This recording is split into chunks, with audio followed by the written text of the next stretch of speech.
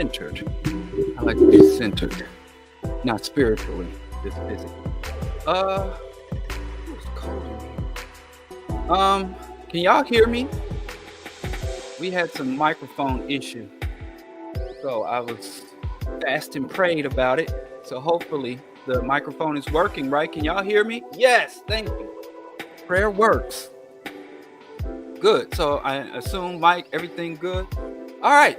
Welcome to the BroDiallo broadcast. Let me just tune down the ambience. I know y'all don't like me to set the mood with y'all. So I'm going to kill the music. We're going to be real quick tonight. I wasn't supposed to be here today. Today is a national holiday, and I'm picking cotton at night. You know, when the feds say the day is off, I take the day off.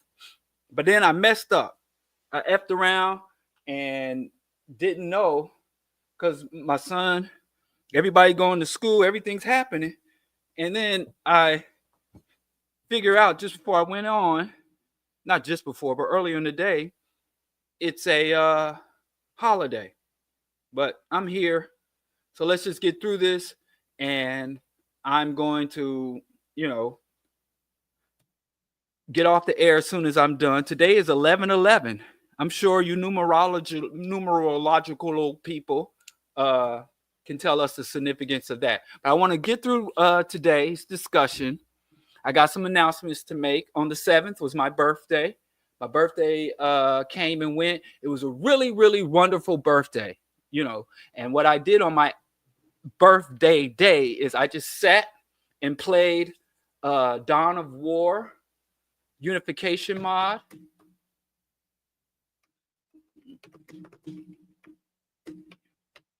And the big homie gifted me with a supercomputer, because Dawn of War unification mod's been around for a while. But I didn't have a machine to play it on, but so I spent the day playing Dawn of War unification mod. Not the whole day, but early into the evening. And then later that evening, my son and I played a game of Age of Empires 4, and I, of course, beat him down. So that's how I spent my birthday. It was really good. My wife made some vegan lemon. Cupcakes. So vanilla cupcakes with lemon icing, all made from scratch. So that was good. It was a really good birthday. Had a great time. Oh, and I got some good news and some bad news. Let me just first share the negativity. My goddamn favorite glasses broke. Look at this shit.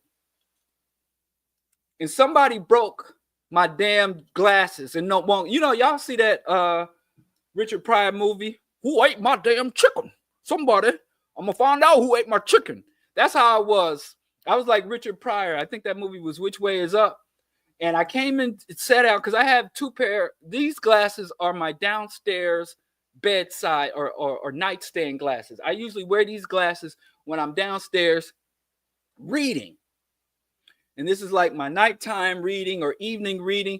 These are my nightstand glasses. And then I have my upstairs computer glasses, because these glasses are not just good for reading and stuff. They have these special computer blue blocker or some computer shit that's supposed to protect my eyes from the computer.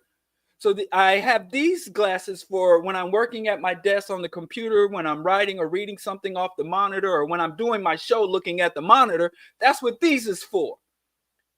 So I came up here and my glasses were sitting here, and this part was broken off, and my son was in his room. I don't know where my wife was, but I immediately grabbed these and ran up front like, who ate my chicken? I say, who broke my glasses? My son's like, Dad, I didn't do it. And my wife was like, I didn't do it.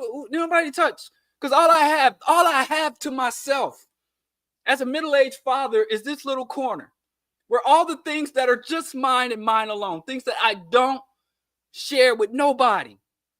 That's why it's kind of weird to me, these child support fathers that complain about child support, giving a percentage of your income, when us other fathers have to give it all.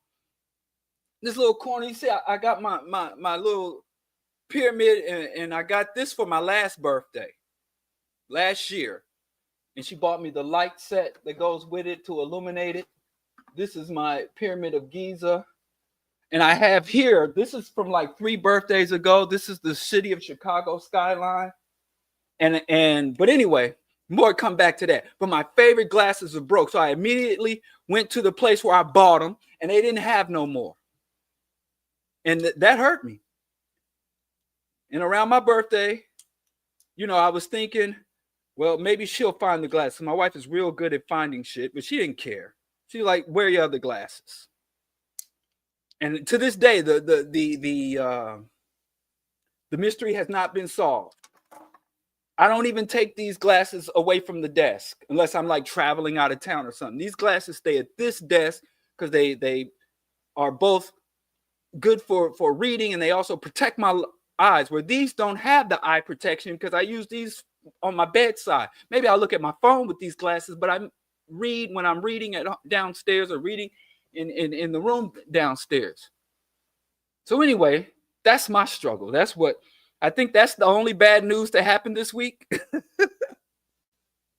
There was some other bad news related to some election or something. I don't know about that, but that was the bad news. That's the worst thing that happened all week. But anyway, I got good news. So be not dismayed. I was looking, like I went to 3 different stores that sell these brand, and none of them had these particular glasses. So it's the end of an era. It's the end of the era. But I don't want to keep with these because I got to get those special glasses that are good for the computer screen. But let me show y'all some good news. So that's the bad news. That's the one bad thing that happened all week. Nothing else bad happened this week or last week. I got this. Yeah. Look at here. Somebody come look at this. Look at this. Look at this. Look at this sucker. I got this. My wife went off behind my back. I didn't know what was going on. I didn't know what she got me. She really liked to play that whole hide and seek. I'm a grown-ass man. You don't have to hide shit or sneak around or even wait till my birthday. But she liked to play those games. She wrapped it and all that. I don't know why. I'm a man. I'm an alpha. I don't need no, beta type getting me gifts. But I got this, and I was torn on my birthday. Like, should I spend the weekend playing Dawn of War or play this? So I want to savor this. And I'm going to have to clear all this out. I don't know. This plant, these books going to have to find another place to live because I got this was from 1 birthday ago. This is from like 2 or 3 birthdays ago. And then I'm going to have to clear some space for this sucker. This is Notre Dame. So that's it, man. If y'all don't hear from me for a couple of days, y'all know what I'm going to be doing. Yes, it's Lego architecture. I collect these Lego architecture. They're really hard to find too because the secondhand market, people buy these shits up and sell them. And I don't play no games. But where's the architecture thing? So I got a bunch of these. Where is it? It don't say architecture on here. Oh, here it is. See, it says here. So the Lego scale architecture project. I got the city of Chicago skyline. I got the Pyramid of Giza. I got Trafalgar Square downstairs. I got Arc de Triomphe, the Arc of Triumph. I got Tokyo. I think I got Singapore. One day I'll just come up here and bring my whole collection. Like I said, I'm tired of balling. I'm so tired of balling. Why would I set it on fire? See, y'all get jingoistic.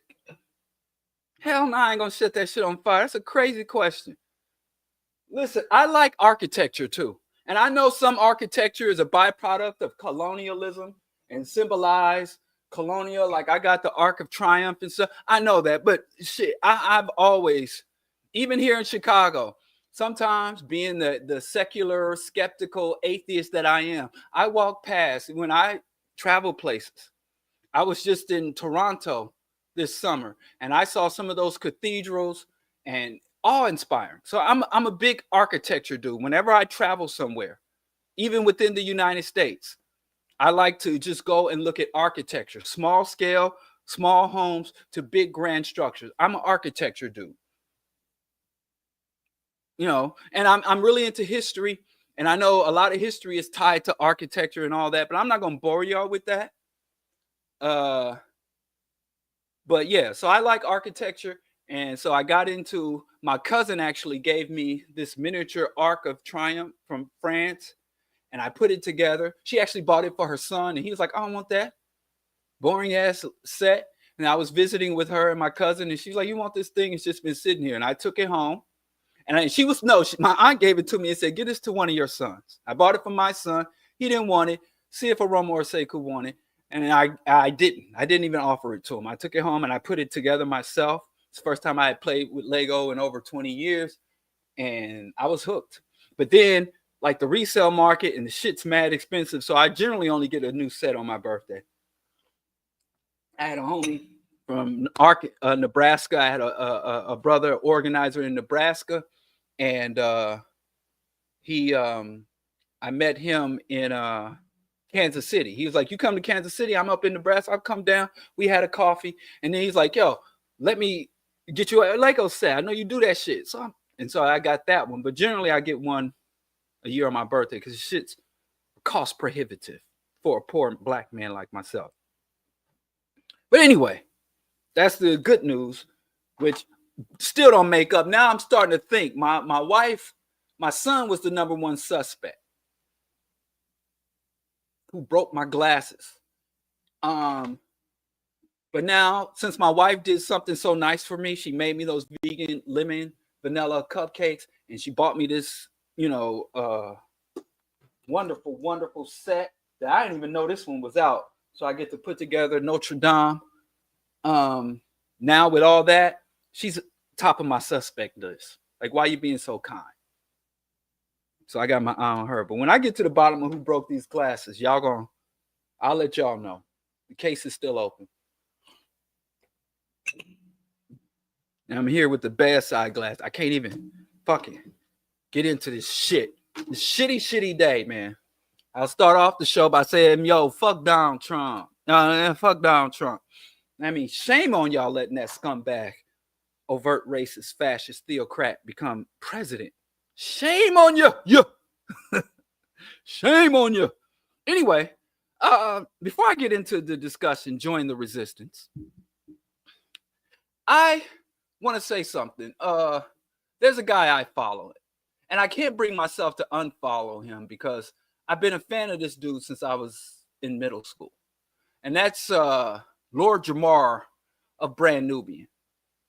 And I remember when I ran out and bought that single, "Feels So Good." And then they came out with "One for All." And then they broke up, and then "God We Trust" and "Everyday Struggle." And then they started doing their solo thing and the 5% album and "Wild Cowboy" with Derek X.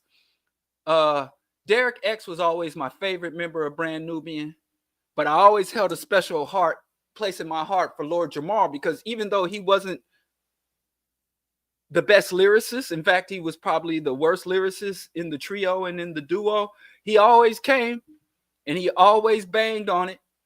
And oh wait, but I ain't gonna set that bullshit. How do you know? I think my wife out here hacking people's accounts. That's another. But anyway, so I was a big fan of Lord Jamar, and when I started, listening to hip hop and shit, it wasn't no social media. So when I was a kid and you buy a record from your artist or buy a single, only insight you really got from them was what was in the liner notes, right? You got what was in the liner notes. Yeah, Sadat X, Derek X, the Wild Cowboy, still got the style, boy. And I had the 5% album. And when the 5% album came out, I was doing a lot of driving between New York, Chicago, Midwest. I was on the road a lot, and I would listen to the 5% album. And I'd listen to, all that shit. So anyway, I was just a fan. And so when social media kind of became a thing and artists started showing up on social media, because before social media, as I was saying, you could read the liner notes, or they might show up on your MTV Raps or BET The Basement and do an interview, or they might do an interview in one of the magazines, Vibe magazine, or The Source, or Yo magazine, all this old school shit. But you didn't have access to the celebrities, right? Or to artists. I'm not really into celebrities, but I have mad respect and love for artists, especially conscious political artists. So anyway, I didn't know how brain dead many of these. I mean, yeah, they gave messages. You know, when Lord Jamar was like, "I ain't down for a honey that don't want to submit, always don't want to fit, want to talk a lot of shit." Yeah, he was conservative. He was reactionary. Yeah, he was misogynistic. You know, yeah, he was cultist, but he could rap good. So we were able to overlook a lot in the 90s. Hell, I wasn't a progressive. I was a reactionary in the 90s. So it was all good to me. But as of recent, he's gone hardcore reactionary fascist. You know, from supporting right-wing reactionary fascist political movements, ideology. He's even believed that there's a flat earth. And he's even like literally, he's gone from 5%er, from being a 5%er. If you know anything about his belief system, they believe that society, that humanity is divided into three segments. The 85%, 85ers were the unwashed masses, the people who don't have the enlightenment, the people who don't realize that God is in self, the people don't believe that you are Allah, you are a God in the earth, your arm, leg, arm, head. So you have 85% of the population who are blind to the realities of the world and the realities within themselves.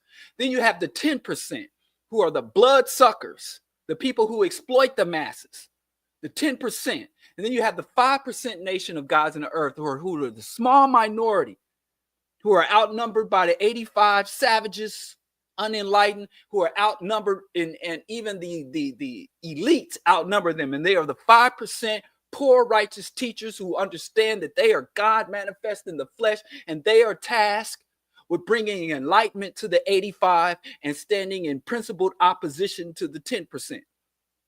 And Lord Jamar came out in support of Trump, which makes him supporting the 10%, which violates when I don't believe, I've never been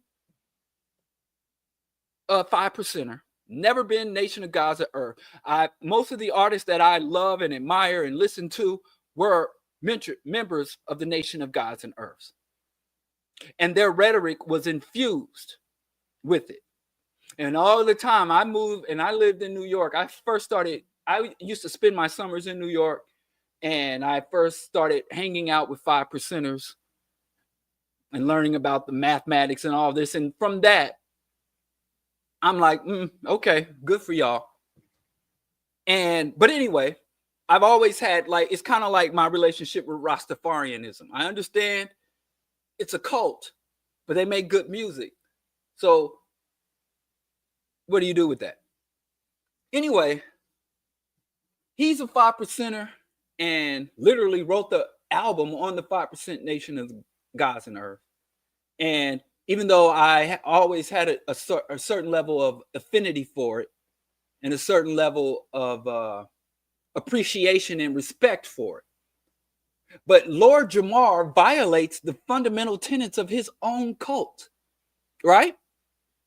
And literally the day before the election, he was literally wearing a Trump cosplay, the long red tie. He was dressed up like Trump and got on there spewing fascist points, advocating for fascist policies, and basically pronouncing publicly his allegiance to the 10%. And so I called him Bland Nubian. I've been calling him Bland Nubian because he also believes that he is indigenous Native American. He's indigenous Native American, or believes that Black people are indigenous to this land. He believes that the earth is flat and that the earth exists under a firmament, that the earth is not spherical, and the earth does not revolve around the sun, but the earth is the center of the known universe, and the universe revolves around it. He believes all that shit. He believes that all the water on earth is at level. And if you go too far in any directions, you will reach the end of the firmament and you could fall off the edge of the earth. He believes that in 2024, He believes that black people are the indigenous inhabitants of this new world. We were not brought here in shackles and chains in Africa, and so on and so forth. And so I would call him bland Nubian. I'm like, how are you a Native American Nubian?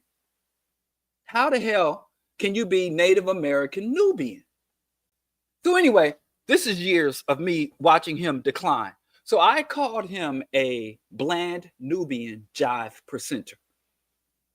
And I intend to go unfollow him and disengage with him. I'm still going to listen to all my old cassettes, my old CDs and albums. I'm going to listen to Brand Nubian and the albums that I have, but I don't intend on going forward in supporting any of his endeavors. I even went to see them perform live a couple of times, the whole crew, even Grand Poobah was there. I would not. So even though I will maintain and sustain my appreciation of what he's done in the past, going forward, I'm done.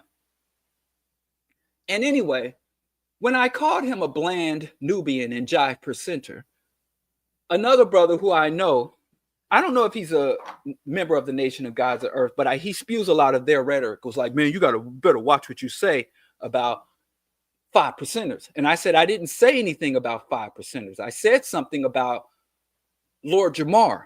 And I'm like, how are you mad at me, a person who is not a member of the group, who doesn't espouse the beliefs of the group, don't follow the group, haven't made a profitable career off of my association with the group? You're mad at me for talking about it from the outside, but y'all don't have any policing, any governance from within the group.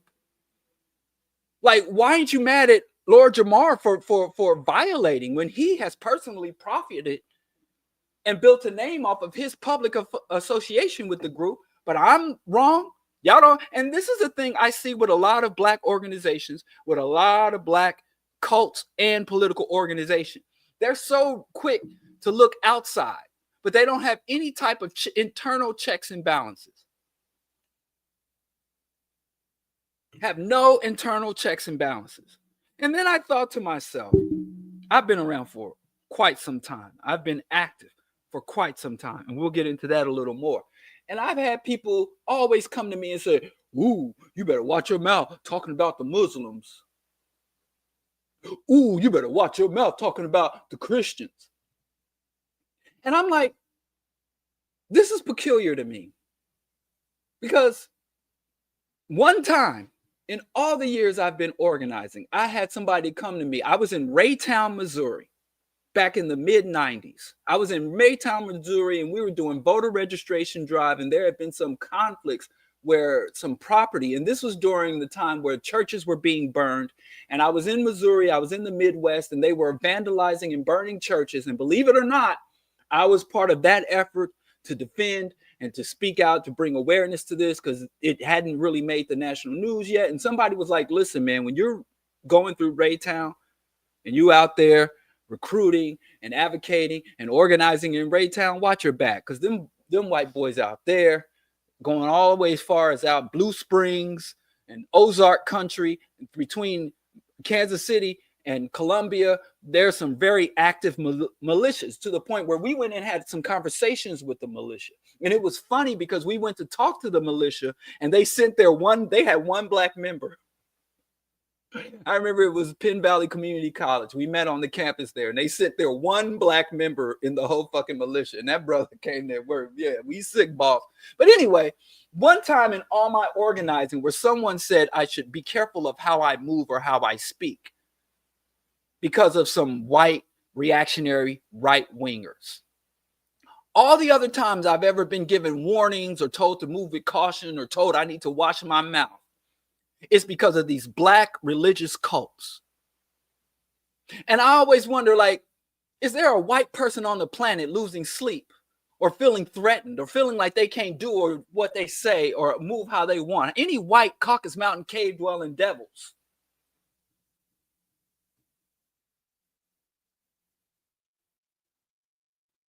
Is there?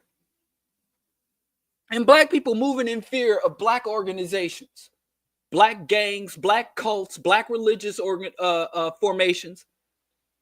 When the people outside our community have no fear of these groups, even though they claim to be militant, even though they claim to be armed, even though they claim to be acting with the mandate, divine mandate, and have supernatural understanding.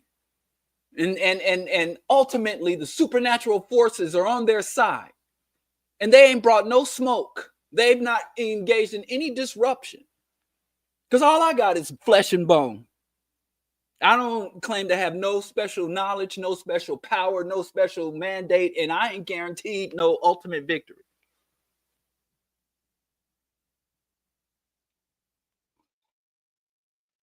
So anyway, that's very peculiar. Let me tell you something with your cult. Black people are free to say what the fuck they want to say. Every black person, even those I strongly disagree with. And for the moment, your organization is intimidating or trying to censor or silence members of your own community when you ain't got no fucking smoke for the oppressors, for the devils, or however you identify him, for Illuminati, reptilian overlords, all these fucking names they got for the people who oppress us. They got a lot of names, but no smoke. But the only time they're going to draw the line or drop the hammer is on another black person.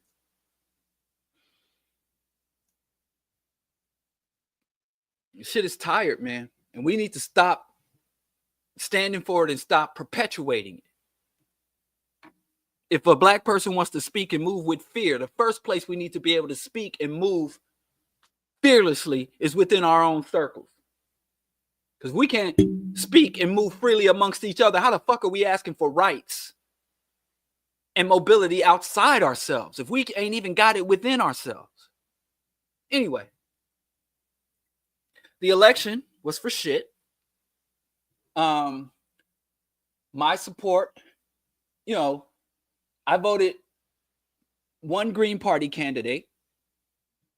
There was one Green Party candidate on the ballot here in Chicago. And I voted for one Green Party candidate that was running for a local office. The Green Party didn't have anyone else on the ballot. Even though I have withdrawn my support from the Green Party, I do not support the Green Party. I will vote for Greens in local elections, but on the national scale, especially Jill Stein or any of the other hacks that the Green Party puts up, I will never support or advocate for the Green Party again until they come with new tactics and strategies. Number one, I disagree with that. I disagree with that, but I'll come back to that. I wholeheartedly disagree with that.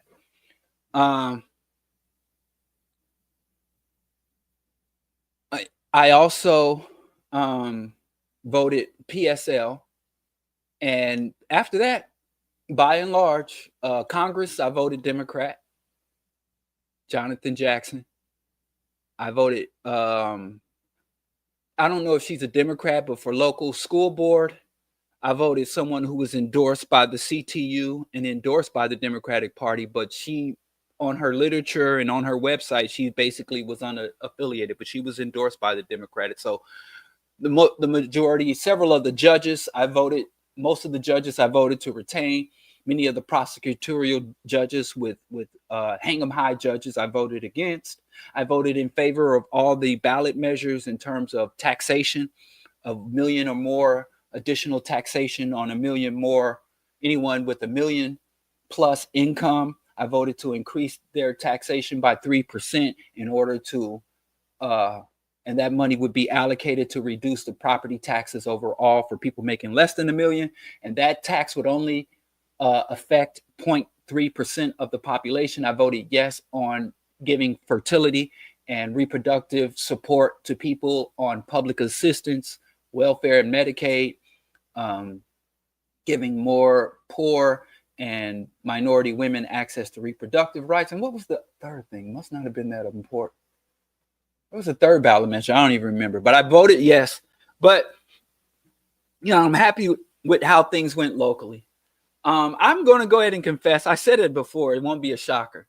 I was happy to vote PSL, and I knew it was a protest vote to show my disdain and my outrage for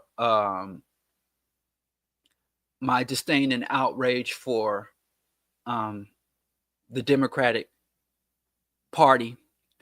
But I had to say, I said it before, if I was in a red state, I might have had to make some different choices. I'm in a blue state. I knew my shit was going blue. I knew all of Chicago and all of Illinois was going blue. But the red state black folks, you know, I was born and raised in the red state in Missouri, and I had to get the blood clot out of there. I don't like red states. I don't like it, and it's nightmarish. But I have, like I said, I sympathize and I understand. Yeah. I think, yes. I think Trump is measurably much worse than Kamala. And all these motherfuckers talking shit about Biden and Kamala, if they have not been effective in opposition to neoliberalism, anytime we as a ideology, we as a movement, we as a community have not put up effective opposition to neoliberalism. And neoliberalism, the natural progression from neoliberalism is to fascism. So now you have a fully overtly theocratic fascist administration in office. And if you can't whoop the neoliberals, you ain't got a chance with the fascists. So yes, I would prefer to still be or to be in opposition to neoliberalism. You know, y'all watch Dragon Ball Z, and every time the person gets stronger and stronger. So when it comes to capitalism and white hegemony, fascism is Super Saiyan, whereas neoliberalism is just plain old Saiyan. I don't know the levels. It's been a while since I watched Dragon Ball Z. But these motherfuckers have leveled up. Kamala would have been a better opposition, would have been more vulnerable opposition than Trump. And I don't say that as, I say that, no, the Democrats are not fascist. They are not a fascist party. And because we fail to comprehend fascism is one of the reasons we're falling into fascism. One of the reasons we're barreling towards fully fascist system is because we don't even understand what it looks like and what it is. And so we will sit here and I'm not even critical of someone, what, the Democrats are fascists too. Because like I said, on the left, when you're asking me what fascism is, why don't you tell me what fascism is, my aunt?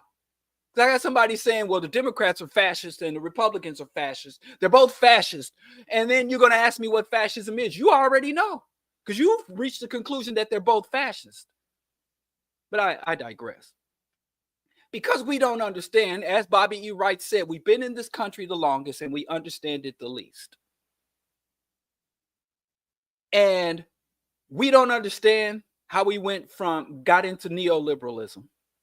We don't understand how this system evolves. We've been in this country the longest. We understand it the least. We tend to be intellectually lazy when it comes to our opposition. And the reason that we're intellectually lazy when it comes to our opposition is because we don't have no interest in defeating our oppressors, or we don't believe that we can defeat our oppressors. And because we have no interest in defeating our oppressors, or we don't have the belief in ourselves that we can defeat the oppressors, it's really no point in doing opposition research. It's really no point in understanding the internal workings, the internal choke points, the internal conflicts of our enemies.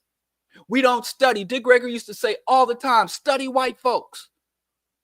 So we just say, listen, there's this system of oppression. And most of us have two solutions: integration or escape. We either want to withdraw from the system or we want to integrate into the system to get some relief from the system. But as far as overthrowing and replacing the system, dismantling the system, expelling or obliterating the system, many of our minds can't even comprehend that. So why don't I just look at all manifestations, all people in power, and all of my oppressors, look at them and say, boom, they just all bad and they all the same. And you don't have any intelligence, any critique, any dissections. But again, I don't know why I have to keep saying this every goddamn show. Maybe I need to stop responding to these intellectually lazy individuals who come and say, well, they all fascists. Ain't no difference between Democrats and Republicans, and make these blatant surface statements. Make these blanket surface statements that doesn't really inform the community as to how they should move or why. And like Dale Jones said, this is remedial fucking work.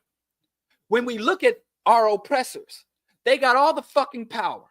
They got the nukes. They print the money. They have the legitimacy. They control the international bodies and the local government. And even in all that, they're in power. And they've all but obliterated our willingness and capacity to fight them through counterintelligence programs, subversion, infiltration, and recruitment of our own people into their ranks. They still have academic, intensive, and thorough analysis and critiques.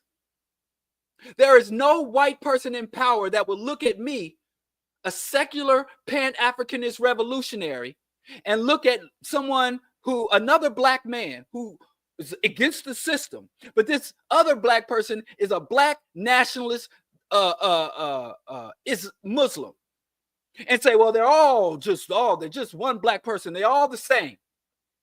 They go to Africa and they look at every tribe. They look at every nation. They look at every fucking intricate difference. They even looking at black men and women here and say, well, black men and women, they all the same. They even are able to drive that wedge. Black men voting, even though black men voted for Kamala with a supermajority. A supermajority is 66%.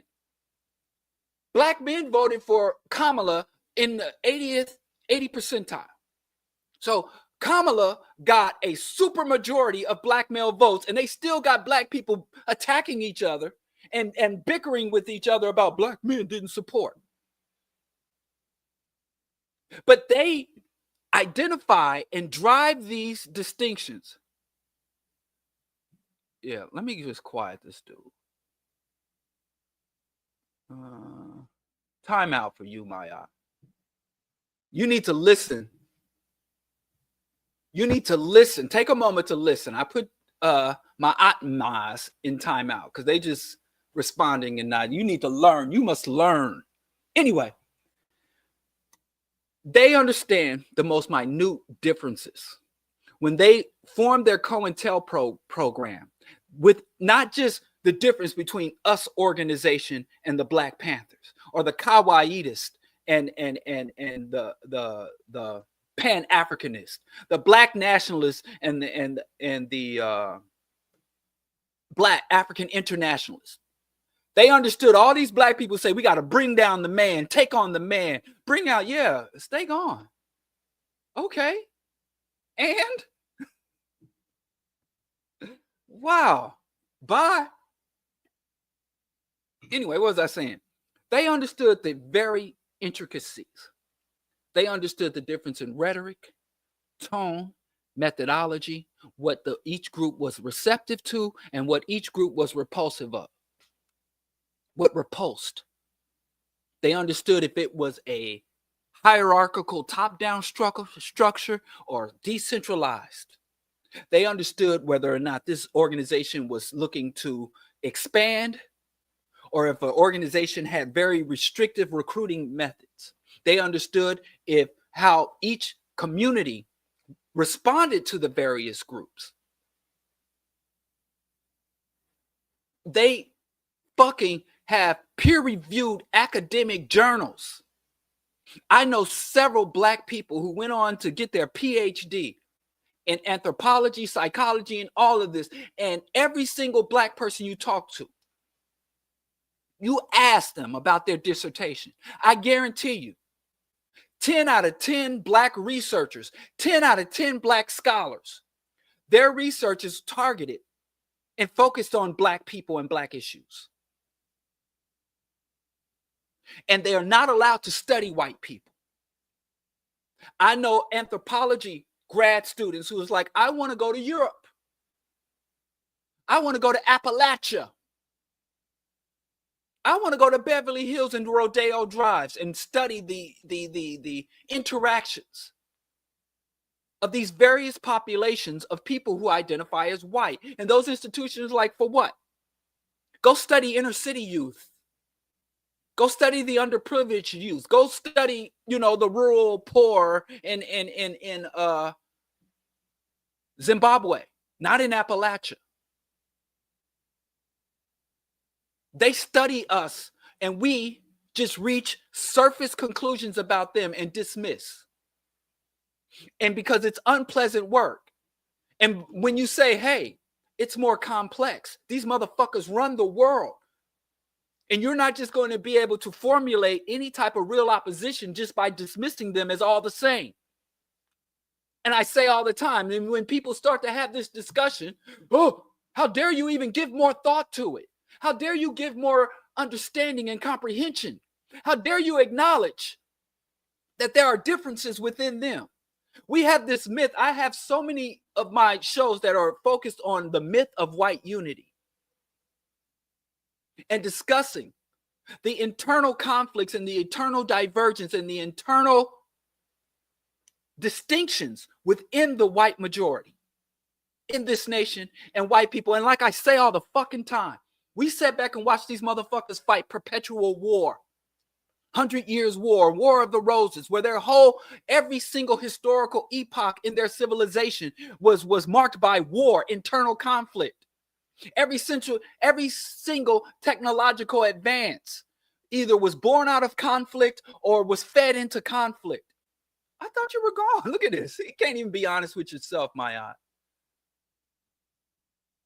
Can't even be honest with yourself, man. Show some self-respect and self-restraint. You just said you were leaving.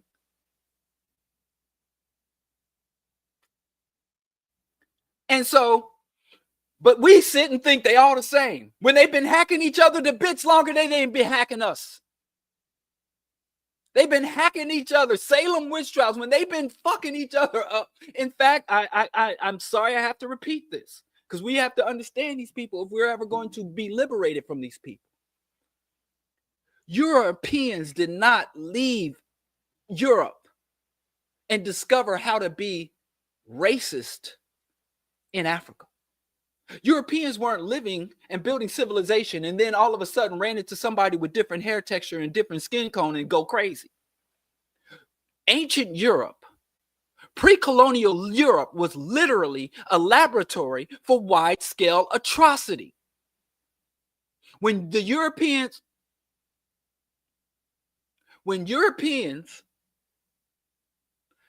exited Europe, they had already mastered the art of genocide, perpetual warfare, systematic torture, everything on their own brothers, on their own mothers, on their own spouses, on their own children.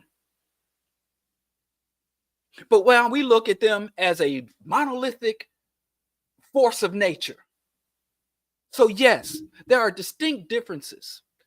Regional differences, ideological differences, different priorities, different trajectory, different strategies and tactics, different factions. Even amongst when we talk about the capitalists, you have the old capitalists, the fossil fuel capitalists, the capitalists that own the coal mine, that own the railroad infrastructure, that own the oil reserves. And then you have the new capitalists, the tech bro capitalists, the crypto capitalists that own that instead of controlling resources, they have IP, intellectual property, the digital, and they have a lot of conflicts. They have a lot of conflicts amongst white people. You have the isolationist white who say, hey, kick all the foreigners out, and we're not going to send any foreign aid. We don't want to be a part of any foreign treaties or agreements. We're just going to turtle up and be. And then you have the internationalist whites. No, bring everybody under the umbrella. And these people fight and beat the hell out of each other. There ain't no love. They compromise, they coordinate, but they still hate the fuck out of each other. And because we all look back and say, well, that's just, a force of nature. So yes, the Democrats are distinctly different than the Republican Party. They're not attacking each other in the media for your fucking benefit. That's what we think. They only pretend like they against each other. Why the fuck would the Democrats, why the hell would Democrats pretend to be against the Republicans for our benefit? They don't have to trick y'all. Y'all powerless. Even if we all voted together in the same block. We're barely 13% of the total voting population. Like, oh yeah, they all show up together. We say, oh, we see them all together at a ball with martinis. And say, see, they all together. We don't even understand how power operates. I agree. Nothing I'm fucking saying is new. The difference between you and me is not what I'm saying is new, my aunt. The difference between what you and me is, I'm saying accurate shit and you're saying inaccurate shit. And it is irresponsible to go to black people and say it ain't no difference between Democrats and Republicans. When both factions of the political structure require different formations, strategies, and tactics to subvert and oppose them.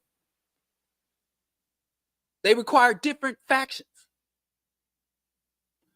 to address the different factions. But I digress.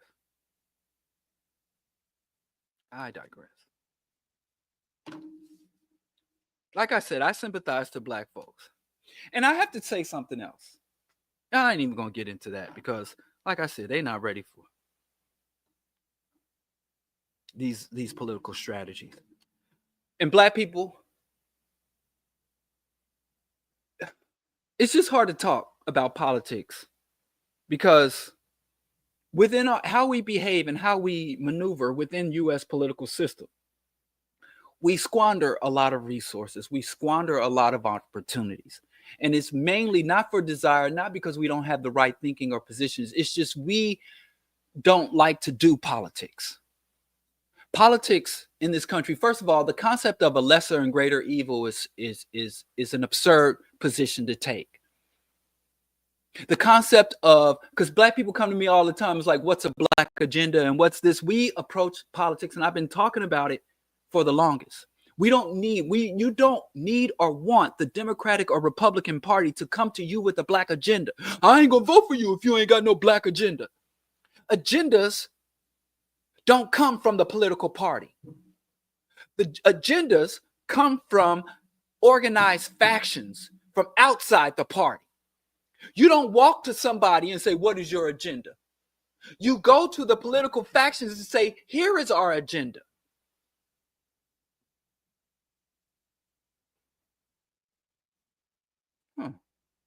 What's happening here? So you walk and you come and say, hey, this is our position. This is our agenda. Now you'll notice some of the more powerful factions within the U.S. political arena, such as the evangelical Christians. For a long time in the United States, the evangelical Christians had no political positions or stands. In the 50s and 60s, prior to the civil rights movement, the evangelical conservatives said that the world is a way station, the world is doomed, and leave the affairs of man to man. And our goal and our mission is to bring people into fold. Our mission is to save souls. So the evangelical conservatives were apolitical. And how did they go from being apolitical to one of the most powerful political factions in the United States? There are two things that brought the evangelicals into politics. Number one, abortion legalization, which happened in the 70s, and civil rights, wins, which happened in the 60s. And they didn't go and say, well, both parties are the same. What they did was they stood back. And the Republicans were not aligned with the evangelical movement. If you notice, the number one hero of Republican politics, Ronald Reagan, when Reagan was in office, he signed one of the most liberal, progressive abortion bills in California. When abortion was legalized yet regulated by the federal government, Ronald Reagan proceeded to, because conservatives were pro-abortion, because I don't just notice hateful comments. That's not true. I notice many of the comments, but I respond to the hateful comments because I think those are harmful to other people. But go off. Anyway, what was I saying? Oh, and so they took a step back, and the Republican position on abortion prior to the 80s was that welfare is a tax. There are a lot of useless eaters in this country. There are a lot of useless eaters, and abortion, allowing poor, uneducated, non-productive women and communities to have unfettered access to abortion, would relieve us of the tax burden of paying for these useless eaters. So going all the way back to the eugenics movement, when abortion was illegal, some of the biggest advocates for abortion were racist and conservatives. Margaret Sanger being one of the most famous. So a person who was politically aware and active in the 1940s, if you went to them and said, hey, the conservatives, the political conservatives in America are fighting to ban abortion, they would be like, where? Really? So anyway, the evangelicals, and there's been several historical and social scientists, sociologists who have written about the politicization and rise of the religious right. They looked at the two parties and said, which party would be more vulnerable and more receptive to an evangelical platform? They didn't go to the parties and say, hey, what's your agenda? What are you going to do for the evangelical? What's your evangelical agenda? They wrote up their own agenda. They wrote up their own policy platforms. They did an internal assessment. They're like, what numbers do we have? What regions do we have the majority? What parties and what groupings are most vulnerable? That's the fucking thing we don't comprehend. When you're talking about politics in the United States, you're not going to find a political faction that is pro-black, reparations, pro-liberation, that's going to be on your side. So you're not looking for who's going to do for you. In U.S. politics, you don't look for who's going to do what for me. We act like fucking election season is Christmas Day, and you want to wake up, you want to cast your vote and wake up, and everything you could ever fucking ask for is sitting in your lap. We've been in this country the longest. We understand it the least. So what the evangelicals did was say, hey, which one of the two dominant political factions are most vulnerable to us? When you are navigating and structuring a political agenda in the United States, you want to identify which party is most vulnerable to your faction. The rich party is most vulnerable to your strengths and assets. That is the question you must ask. And that is the understanding that you use to determine how you will move forward on the political arena. Which party is most vulnerable? Not which party is good versus which party is evil, or which party is the greater evil versus the lesser evil. Which party is most vulnerable? But you can only determine which party is most vulnerable once you do an assessment of your strength, an assessment of your assets, an assessment of your strength and vulnerabilities. How much sway do you have internally? How much influence do you have over the population that you seek to represent? These are the questions and understandings that you do when it comes to fucking politics. But black people who are so-called politically active are more interested in their own egos. They're more interested in being right than they are in winning. And there are black political actors who can see the world burn as long as they can sit back and say, I did the right thing, because they are not interested in taking power, securing power. They're not interested in disrupting or subverting the systems and institutions of white domination and capitalism. In fact, they want to elevate within this system. And most of their discontentment doesn't come from the innate injustices of the system. Most of them are pissed off because they don't get what they believe is their share of the spoils of imperialism. And so because I'm a black man in this system and I think I should have these certain material rewards because I'm a citizen, because I'm a man, and when I don't get that, I start to throw tantrums. There's a big fucking difference between a political strategy and a political tantrum. I ain't gonna vote, or I'm gonna vote against my interest. So yes, neoliberalism, we should oppose it with every fiber of our beings. It is hustling backwards to oppose neoliberalism by supporting fascism. And if you don't understand how a Kamala administration versus a Trump administration, how they would be different, which one is more vulnerable, which one, if we can handpick, because generally, especially as oppressed African people, we're basically going to the poll every fucking election cycle to pick who we gonna fight. We're gonna go and pick who we gonna fight, but we don't even do an assessment. And we have all these pompous Negroes sitting up playing revolution, playing righteousness. Well, I'm going to vote. I'm going to vote this and I'm going to vote that. Get out your own ass and start to fucking fight. Play to win. Don't play to play. And you can pat yourself on your back all over it. But let me tell you something.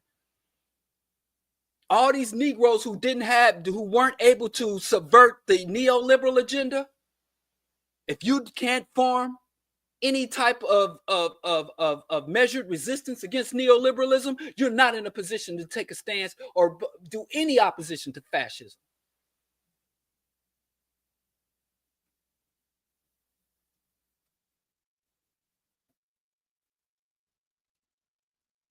And they're saying, oh, what you're saying. It's just sad to me. It's sad to me. But I guess people want to know what fascism versus neoliberalism is. Neoliberalism. Do I even need to? Okay, we can get into this, I guess. What else we got to do? I got a lot of shit here I want to talk about. But y'all want to talk about fascism and neoliberalism. And this is one of the most disturbing things about liberalism, because people get mad at me when I say liberalism is not a bad thing. Liberalism was once revolutionary. Liberalism has been degraded and regressed, like many movements. There are a lot of movements that start off relatively positive, even revolutionary, that get absorbed by the system, those in power, and get corrupted. The women's rights struggle, the civil rights struggle, the gay rights struggle, and liberalism. The concept of liberalism is rooted in liberty. And when liberalism was conceptualized in monarchical Europe, in Western and Central Europe, there was no concept of personal or individual liberty. Every peasant, every serf was an extension of their lord, And the only right you had was to stay within the class rankings and to serve your lord. And your lord would serve the king, and the king would serve at the pleasure of the pope or the godhead in what was called Christendom. And so people were not allowed to determine how they were governed. They had no personal or individual rights outside those granted them by the Lord. They had no freedom of travel. If a peasant or a serf was born on your land and you were a lord, and they were seen traveling outside of your territory, they could be tortured, they could be returned to you for a bounty. So European, as they began to expand across the world, were exposed to other forms of government, were expanded to other human relationships and human interactions that they could not even conceptualize. That they could not even conceptualize. Is he? I want to get ahead. Yes, I think I time out. Ma'at, I don't know if anybody can see your comments. I put you in timeout. Take a moment to actually listen. And I'll tell you this, Ma'at. You can come on. I'll let you come on the live and spew all your shit, but at least fucking hear what I'm saying. But I digress. So anyway, Europeans started to travel the world. Some people discovered Europe, and Europe discovered as Europeans, as Urugu, as the caveman from the Caucasus begin to interact. Now, Europeans did not have the vocabulary or philosophical groundwork to understand what they were looking at. So when they go and see a confederacy or go to see the Iroquois Confederacy and see how people manage and govern themselves, the values and principles and cultures that govern human interactions, they would say, well, this person must be a king. And this person must be a slave. This must be this man's wives. He has many wives. And they didn't know what the fuck they were looking at. But they could only draw from their own experience to understand what they were seeing around the world. Take, for instance, if I was on one of Elon Musk's fake-ass rocket ships and I took a fake trip to Mars and there was a whole Martian civilization. I don't know their language. I don't know their culture. I don't even understand the environment, the physical environment they move through. But if I see, so I'm going to have to use my limited experience, vocabulary, and comprehension to explain. So then I come back from Mars after seeing a Martian civilization, and everybody on Earth is like, bro, Diallo, what did you see? And I'm like, well, they have a leader. He's like their president. Then they had the people doing the work. They're like the laborers. And then they were giving each other these little trinkets and exchanging these things. So that must be their money. So I put my limited understanding labels on everything I see. So the African kings, the African economy, the African slaves, and this and that, even though what we understand to be slaves, kings, queens, economy, markets here have no direct translation. Where's it? Oh, here's the book. This is a good book. Africa, Africans in the Making of the Atlantic World, 1400 to 1800. This book talks about how Europeans went into Africa and first started negotiations, trades, dialogue. And he talks about how they went into Africa saying, well, this guy must be the king or the ruler. This guy must be, the general. They had no vocabulary. So they were like, well, that guy must be a slave.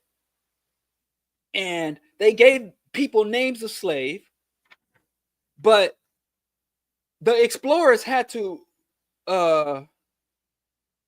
pretty much use their vocabulary to explain phenomena. So you have on page 87, where this one invader, they call him an explorer, Vertrala, describes slaves in Africa, in Central Africa, as slaves in name only, by virtue of their relative freedom and wide variety of employments which they were put. So you saw black people who obviously weren't military, who obviously, because everybody in Europe was either a lord or a slave. Everybody in Europe.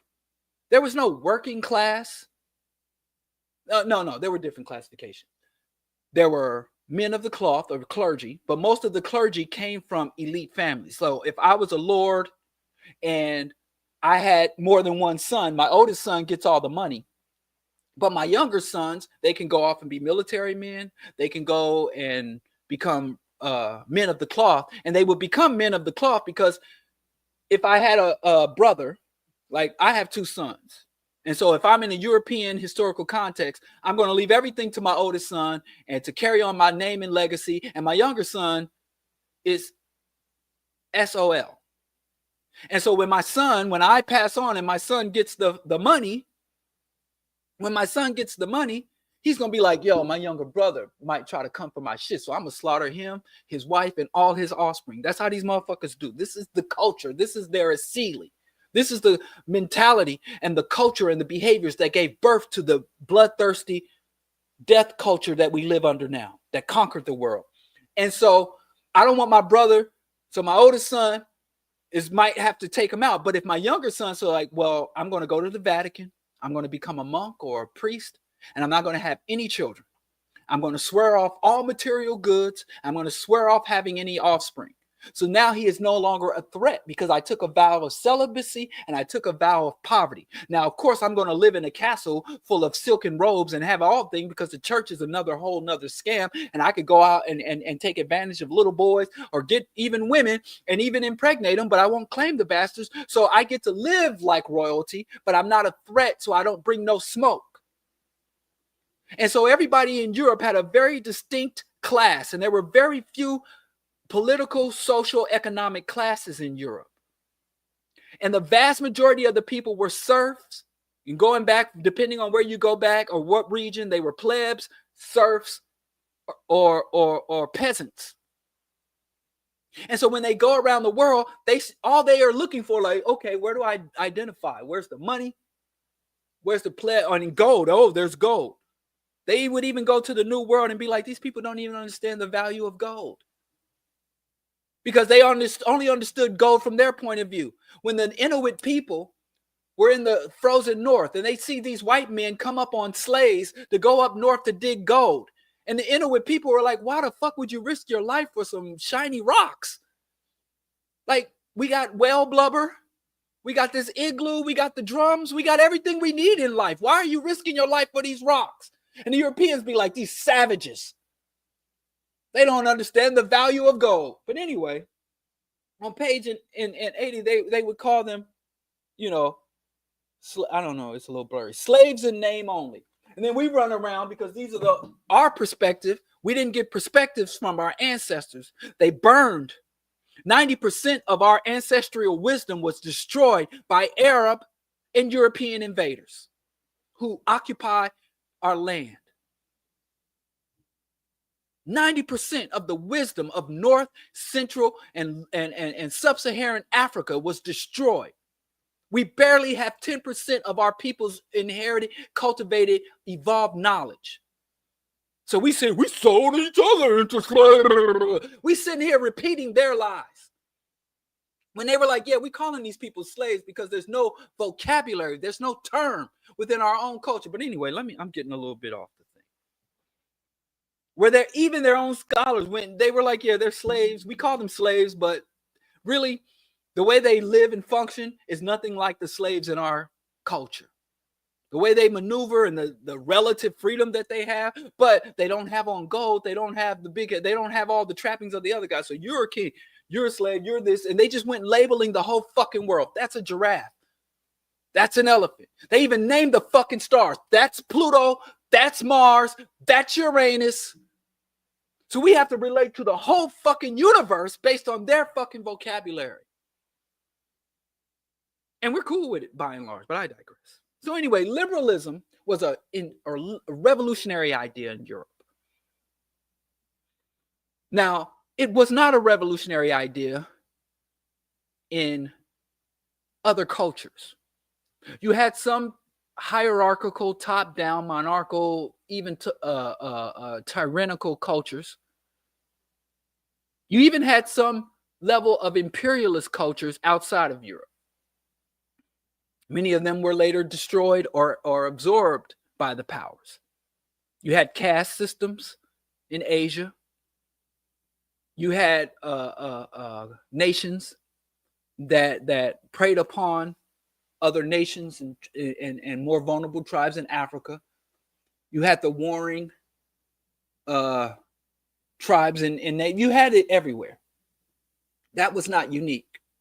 But the scale and depth of it has not been seen before or after the European, but I digress. And so when they sat down together and says, well, divine right of kings doesn't make much sense. And every man should be able to have certain considerations.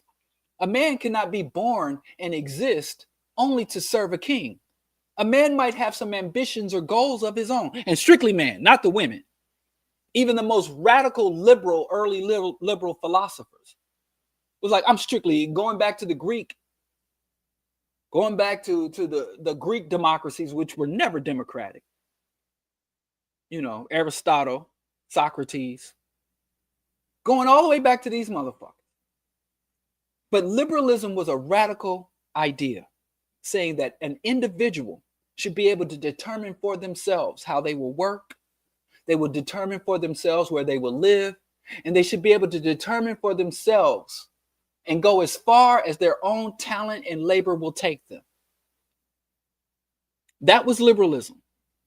And even more radical liberals saying they should be able to worship whatever God they want to worship.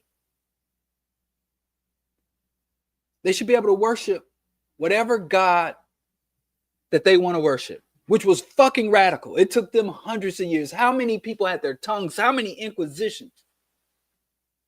Freedom of association, freedom of movement, freedom of religion. Those were mind-blowing. Now, we take that shit for granted now.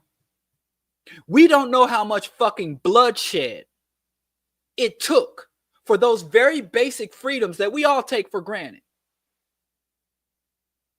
Even people who live under oppression and discrimination take that shit for granted, right? And so that's liberalism. And then some dastardly motherfuckers, some kings had to have their head cut off. You had the reign of terror. You know, you're study white folks. There's no way you could sit and know the history of our oppressors and the trajectory of our oppressors and say they all the same. That is a pathological denial of reality and a pathological denial of history. But anyway, later they were like, well, people should be free. But then, and this is kind of like, I got to speed it up. They were like, well, we're going to go all over the world and conquer and murder and take properties. And we're going to have these entities. We're going to have these merchants. They overthrew the kings and the merchants, the merchant class and mercantilism, the merchants took over. So you went from monarchical to merchants, right? You went from blood made you elite to money made you elite, which is a form of the system we're under now. And they and Queen Victoria, I believe, one of them heifers, Victoria Elizabeth, came up with this concept of a LLC, limited liability corporation. And someone said in the comments, liberalism gave birth to capitalism. That is very true. Or the concepts of liberalism. And one of the fathers of liberalism, Adam Smith, who wrote the book, The Wealth of Nations, right? And what's funny to me is when I say, well, you know, Marx this and communism, they be like, Marx is a racist. I used to hear that shit all the time. Marx was racist. And I'm like, I don't think so, but whatever, who cares? Even if he's racist, right? It's like the motherfuckers who found the double helix strand of DNA, both of them motherfuckers was racist. That doesn't make their observation of the double helix strand and their reporting on that any less accurate. And what's the reality? We have to say a lot of insights and understandings we get come from racists because they're for a long time under this system. The only people who had access to higher learning and the only people who had the leisure to sit were imperialists. Everybody else was grinding or running for their lives. So there was a time in history where most of the so-called discoveries, which they weren't really discoveries, I prefer observations and recordings because this shit was happening before they were born. But I digress. And so they formed these corporations and they started saying, well, how do we police? We got these very powerful entities, these extremely powerful entities that have more money than kings. They have more money than nations. These powerful, they have both the British East India Company. They had these massive commercial enterprises and those in power, some monarchs and some new parliamentary governments were like, we have these very powerful entities that are all over the world pillaging and bringing back money and resources. and we're going to have to tax them. It used to be, it's a different form of government. You got a few peasants on your land. Some grow tubers, some are cattlemen and herdsmen, some are knights. You have these people on your land, and they have different ways of generating revenue. And the lord of the land had to pay a tax to the king, and the lord of the land would go around to each peasant and tax, and each peasant was pretty much stuck in the liberty, and you knew what each peasant was doing. But now you have these spice traders, these slave traders, these wool and pelt traders, and these lumber traders all over the world. And the government say, how will we govern and do this? And it's like, well, let's deal with them as if these large companies, let's deal with them the same fucking way we deal with an individual citizen. So that we can regulate, we can police them, we can track them, and more importantly, we can tax them. So these were the early conceptualization of corporate personhood. And the leaders and merchants says, well, if I have to be governed, if my big enterprise is governed like a person, then I want the rights of a person. I want the right to engage with the political system. I want the right of travel and to maneuver, to move my resources and move my revenues to better markets and move my investment. I want the right to communicate. I want the freedom of speech. I want all the rights. If I'm going to pay if my big entity is going to be governed like a person, it should have all the rights and liberties of the person. And that's basically economic liberalism. So liberalism initially started off as being the individual freedom of each person, and it was captured by the elites, just like civil rights was. Most of the court cases involving the 13th and 14th and 15th Amendment were specifically written for freed slaves, and in this day, multinational corporations get more benefit from the Emancipation Amendments than African individuals do. So yes, when you come up with something good, and so now a lot of black people is like, I'm anti-liberal and I'm anti-liberalism, which is understandable. But then what happens is because liberalism has a lot of positive components in it, a lot of black people, because they don't like economic liberalism, begin to reject wholeheartedly liberalism. They don't really understand the origins or how liberalism became captured and corrupted. And they start to shun even personal liberty, personal freedoms, or they align themselves with anti-liberal formations that also target personal liberties. And like, yeah, I'll saddle up next to the anti-abortion group because the anti-abortion group is also against the Democrats. I oppose the Democrats, the Zionist, capitalist, manipulative, liberal Democrats. I hate those Democrats. So now I'm going to go and form an allegiance with another group that also hates the liberals and hates the Democrats and don't even understand. And we're willing to say, well, sorry, women and your reproductive rights. Sorry, gay, trans, queer people. Sorry, students. Sorry, people in debt. I'm willing to compromise personal liberty or individual liberty because that's all liberalism.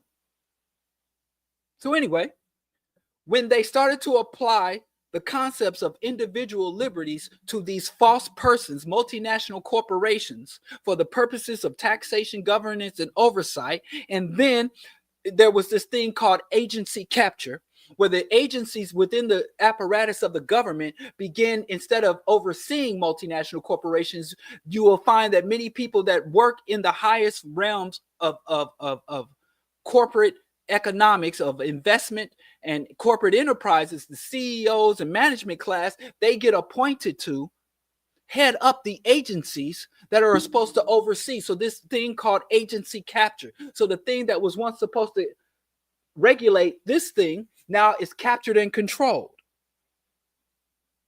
And so now they say, hey, instead of allowing people to move freely, we're going to restrict the movement of people, which is anti-liberal. Restricting people's movements, ability to move across borders, ability to move within the class stratification, the ability to move or get within or exit institutions and structures. For the individual person, that is liberalism. That's liberalism. And they took away that ability, but now money, intellectual property, and the enforcement of intellectual property rights now is borderless. It's completely borderless. The ability for a multinational corporation to set up in any country at any time, to come and go from borders, to do advertisement and negotiate and fund elections and politicians anywhere in the world. So now all of the freedoms that were once secured for the individual person in terms of liberty is now solely controlled and held by these immortal formations, these immortal persons called corporations, multinational corporations. And because we see the capture and corruption of liberal, we're like, well, liberalism is terrible. And neoliberalism is because from the New Deal era up until the late 1980s, there was a new restraint put on multinational corporations in the business and banking and international capital. There were new limitations because of going from the Great Depression, New Deal, Great Society, and all of that. So anyway, they were for almost half a century, the elites, when the New Deal first came down, the elites tried to organize a military coup d'etat. And their military coup d'etat against FDR failed. And so then they said, we're going to have, this is not going to be a big blow up thing. We have to have a protracted struggle. So the investment class, the 1%, the economic elites entered into a protracted struggle, and it was a multi-tiered struggle. They worked on the government, they worked on the mass public perception, they worked within their own industry to take back the power they lost. So neoliberalism is nothing more than old mercantilism. And they said, we're going to not only dominate and control the economic policies within the United States, Western Europe, every single economy in the world, even the so-called communist and social nations, will have to align economically. The free movement of capital, the free penetration of multinational, the end of nationalization of natural resources, and the privatization and monetization and commodification of all aspects of human existence. That is neoliberalism. Neoliberalism uses the mythology of uses the mythology. Neoliberalism has rhetoric and standards for integration and full participation. And the rhetoric of neoliberalism says this is a merit-based economy. It is merit-based. So if you are from the poorest of the poor, you can go to school, develop a skill, invent something, open a business, and you can rise to the highest echelons. But you cannot change the system. You cannot restrict the flow of capital. You cannot restrict free and open trade. So we will facilitate fair and free trade across the globe. Nobody has there's no opting out. And if you opt out, if you try to opt out of this global economic system, you will be labeled a terrorist. You will be denying your citizens freedom. You will be denying your citizens their human rights. Maduro, you will be classified as an enemy of the people, an enemy of freedom, and we will use our economic hitmen. If the economic hitmen fail, we send in the jackals. If the jackals fail, we send in the Marines. And all the while we're doing that. And also neoliberalism says no more government oversight, and we will allow for unfettered consolidation and monopoly capitalism.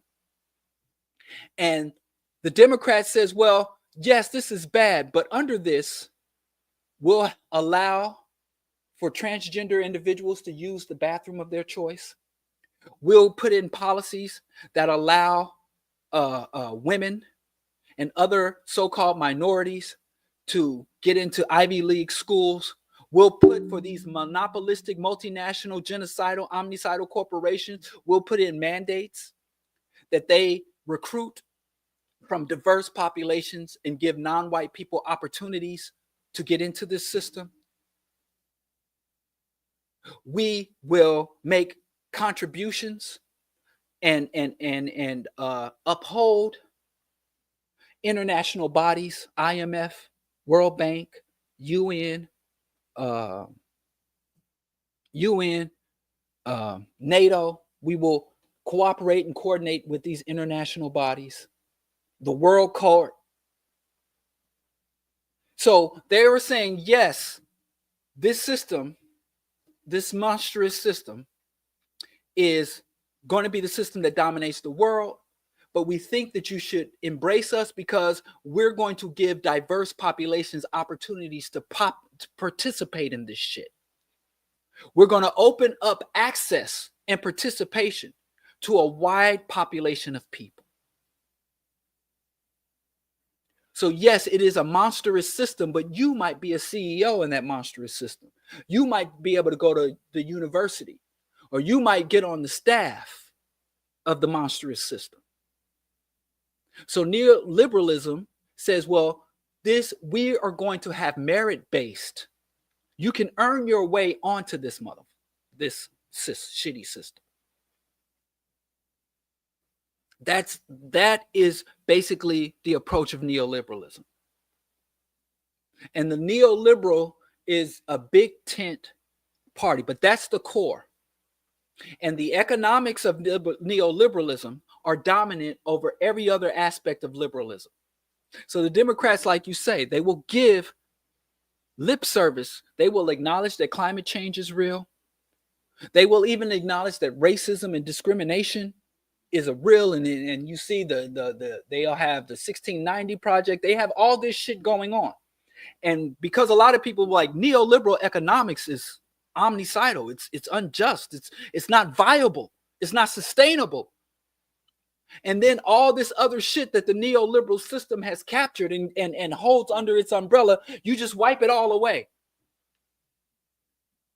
I had a person who was a progressive, and when I was talking to them about women's losing their reproductive rights and the horrors that come from that, they were like, that's a garnish issue.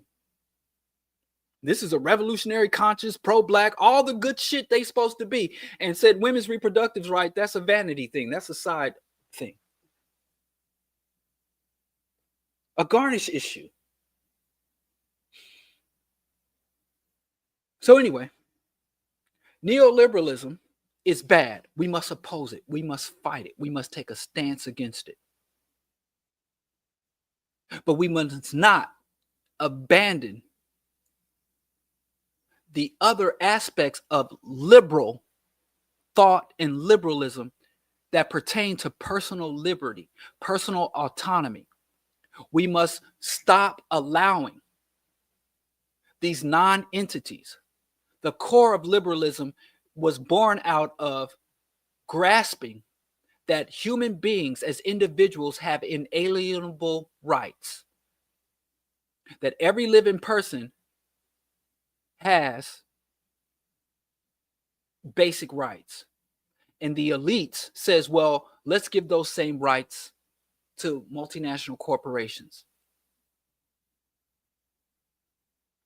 And many people, as I said, because they are against liberalism and they have a very limited scope or grasp or a limited understanding or a reactionary understanding, they move towards conservatism.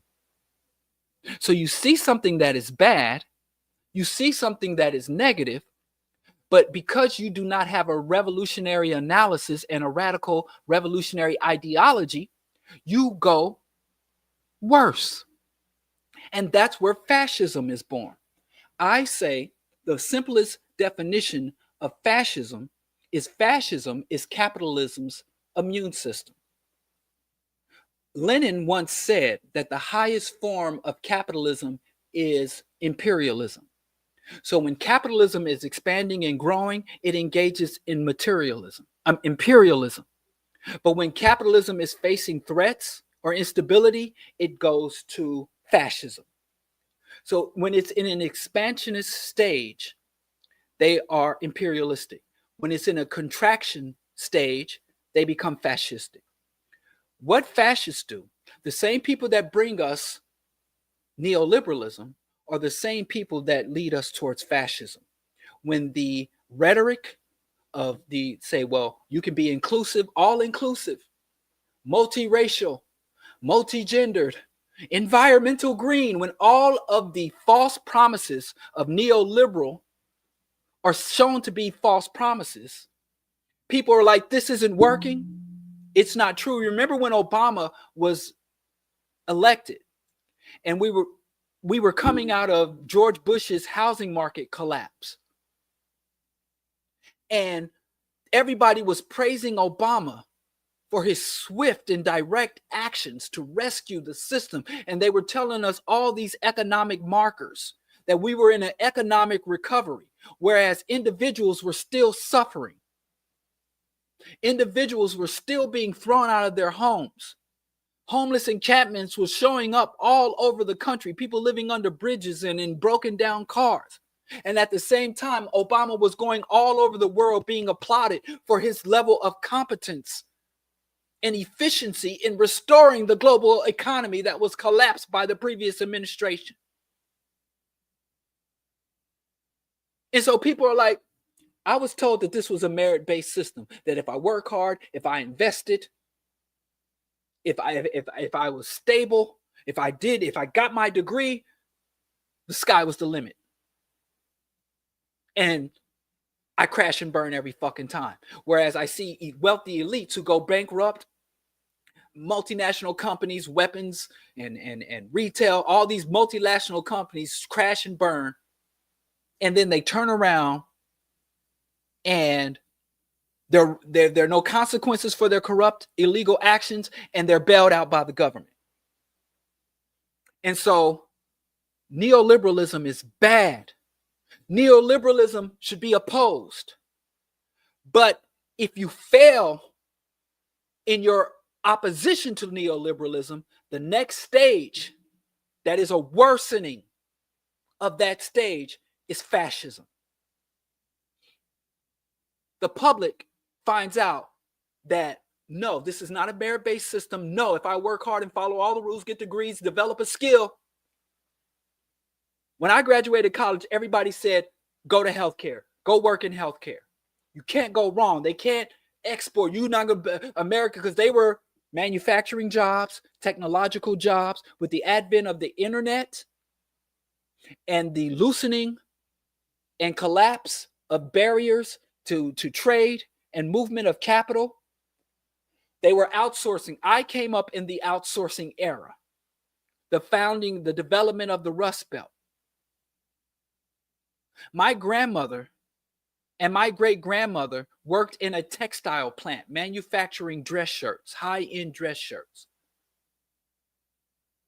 There were canning factories. There was a big Bendix plant manufacturing various auto parts and engines. I'm old enough where I came up at the time just before the United States started sending all of its industries to Mexico, NAFTA, CAFCA. I'm older than all that shit, right? I was the last generation. Gen X was the last generation when the United States still had a relatively, even though it had been eroding since the 70s, and Nixon took his ass to China, between the 70s and the 90s is when the United States began to outsource everything. And they were all saying, go work in healthcare. And to be honest with you, I got a varsity letter in theater and I wanted to be an actor. And I was in all these plays this summer, and I was a performer, and I was getting on stage doing these performances, and I would get ovations, and I was writing plays in theaters, and I was doing little indie productions, movie productions, doing PSAs for the public TV stations. I was going to be an actor. That was my calling. And I got a scholarship to DePaul School of Acting. And I had an aunt come to me and was like, listen, and she wasn't lying. She wasn't wrong. It's like you're a poor black kid living in the projects. You're basically an orphan. Neither of your parents, you're an orphan from the inner city, raised on food stamps and pure poverty. You need to get a skill. You need to get a marketable skill that you can fall back on. Because you ain't like these rich kids that go off and act, and if it fails, you go wait tables, and then if all else fails, I had no childhood home to return to where I could recuperate and shit. But anyway, long story short, she's like, you should get a healthcare job. So I looked around, I'm like, yeah, I'll become a radiographer. That's a manly position. Like I said, this is the early 90s, and being a nurse, that was a woman's job. So anyway, I went into healthcare. Worked into healthcare well over a decade. And I began to see the healthcare went from being and decline, teachers decline. Anyway, healthcare went from being a profession to being a job. And I went from seeing a radiographer, which is what I did for many years. You go in and get your CT, your MRI, your PET scan, positron emission tomography. You go and get all these little certifications, take all these little extra tests, keep your license up. You can make enough money. In fact, when my first son was born, my wife was like, I'm going to stay home. I'm never going to leave this baby. I'm going to squeeze him and never leave him. So I was like, stay home. I can make him decent enough money. And it was a job, a professional job where one person could work the job and buy a home, save for his children's education. We'll do all the shit. It was a respectable and decent profession. But because of neoliberal economic policies, hospitals went from publicly funded institutions to for-profit private institutions. And one of the public institutions I worked at was bought out by a private healthcare worker. And I went from working at a publicly funded institution to working for private for-profit. And as for-profit institutions, they reduce services, they reduce wages, they reduce standards. To where I left the industry because I'm like, I thought I was a healthcare worker and I'm really just a fucking grunt generating profit for multinational investors. And I saw that the people making the most money were not the people in here dealing with blood, feces, vomit, urine. People out here dealing with people in the worst stages of their life, out here dealing with people who just lost a loved one. It's people sitting somewhere, like I said, on the French Riviera, somebody sitting on a yacht, bawling out, or making the money from healthcare, even though they don't know how to do any type of medical procedures. They were just born into money and moving money around. We're making all the money from healthcare. And I joined the labor union. I tried to radicalize and organize healthcare workers, and they weren't hearing it. But anyway, I digress. The merit-based economy. Let's get back to that. So that's what neoliberalism is, in a nutshell. The next stage, as I said, that's when everything's expanding. Fascism, which is capitalism's immune system. Eventually, as Marx said, the whole purpose of the capitalist is to generate profit by any means necessary. But profit is theft. The only source of profit is through the exploitation of someone else's labor. There's no other source of profit. You don't work for profit. Those are earnings. If you go out and do something and receive a reward or compensation from it, that is earnings, not profit. Profit is what you get from someone else's work. And the way you're able to profit from the labor of someone else's is if there is a parasitic exploitation relationship. So I have paper, and I take paper, and I exchange paper for another paper. And then I take that paper and exchange it for another paper. So let's say I got some paper. I'm a developer. And I have this paper that I inherited from my grandfather who stole it from the natives or stole it from enslaving Africans. And I take that paper and say, I want to put a skyscraper right here. So I use this paper, not my labor, not my ingenuity, not my skill, to build this giant skyscraper. Now, I don't shovel, I don't dig, I don't weld, I don't do anything. I just have this paper that says, listen, I'm going to finance, and after I use this paper to finance the project, and then there's going to be people who smelt the iron, the people who mine the copper, the carpenters, people who fall off and die, who injured themselves. the people who transport the lumber, who transport, the inspectors who come in and make sure it's safe and habitable. And I just sit back saying, I got the deed. I got the money for the initial investment. I got the deed that says it belongs to me. So when all these thousands of people do all this fucking work to make this thing, I show up with the paper saying this is mine. And if the car and say, listen, I'm a bricklayer, I'm an electrician, I'm a carpenter, you know, I'm a miner. There's a ton of copper wire in this building, and me and my people, we dug out the iron from the fucking ground. We went in the mines to get the iron. We ain't giving you this fucking building.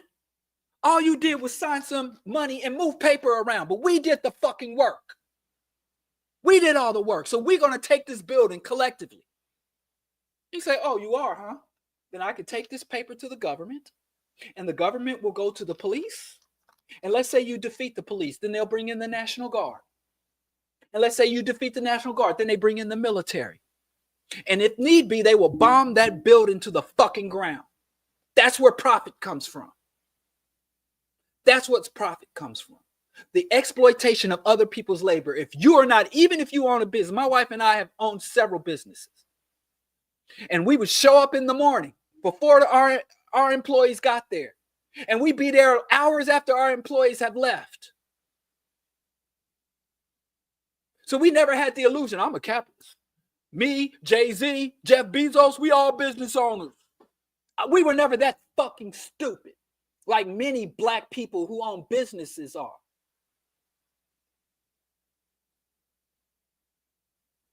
And most black people who own businesses, even those balling out, they do not control or own the means of production. They cannot mobilize the National Guard and the U.S. military to enforce what's written on a fucking piece of paper. That's the only source. Profit is theft. Elon Musk got his startup capital because his father owned an emerald mine. Do you think his father ever went down in that fucking mine? And if he did go in that mine, he was wearing a Italian tailored suit and a hard hat, and he was there for a photo op. Elon Musk's family owns an emerald mine, and I promise you, if you gave him and you said, go in there and bring out one nugget, he wouldn't know what the fuck to do, but it's his, and he gets all the lion's share of the money coming out there. You take Michael Jordan to a Vietnamese sweatshop and say, go in there and bring me one fucking shoe, Michael Jordan. Like, what? Bring you a shoe? How? You made $1 billion off shoes. Go in there and make me one fucking shoestring, Michael Jordan. And Michael Jordan's like, I don't know how. How the fuck Jordan get $1 billion off of shoes when he ain't never made a fucking shoe? If you give him a map and say, point to where your shoes are made. Or more so, the CEO of Nike. That's profit. But I digress. Let's get back to fascism. People start to realize this shit. It becomes obvious. There's a level of discontentment. Capitalist, the number one, the major cost and the biggest liability under capitalism, the major liability under capitalism is labor. Human labor is the number one generator of wealth, and it's the number one liability to the concentration and accumulation of wealth. So I, as a capitalist, need human labor, because even if I own a mine, even if I own a forest, even if I own a fleet of ships, what the fuck can I do if I don't have labor?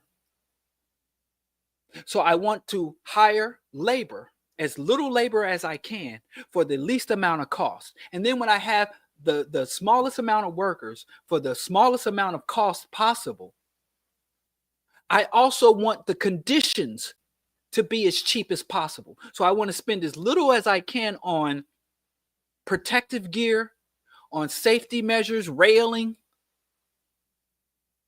and whatever pollutions come out.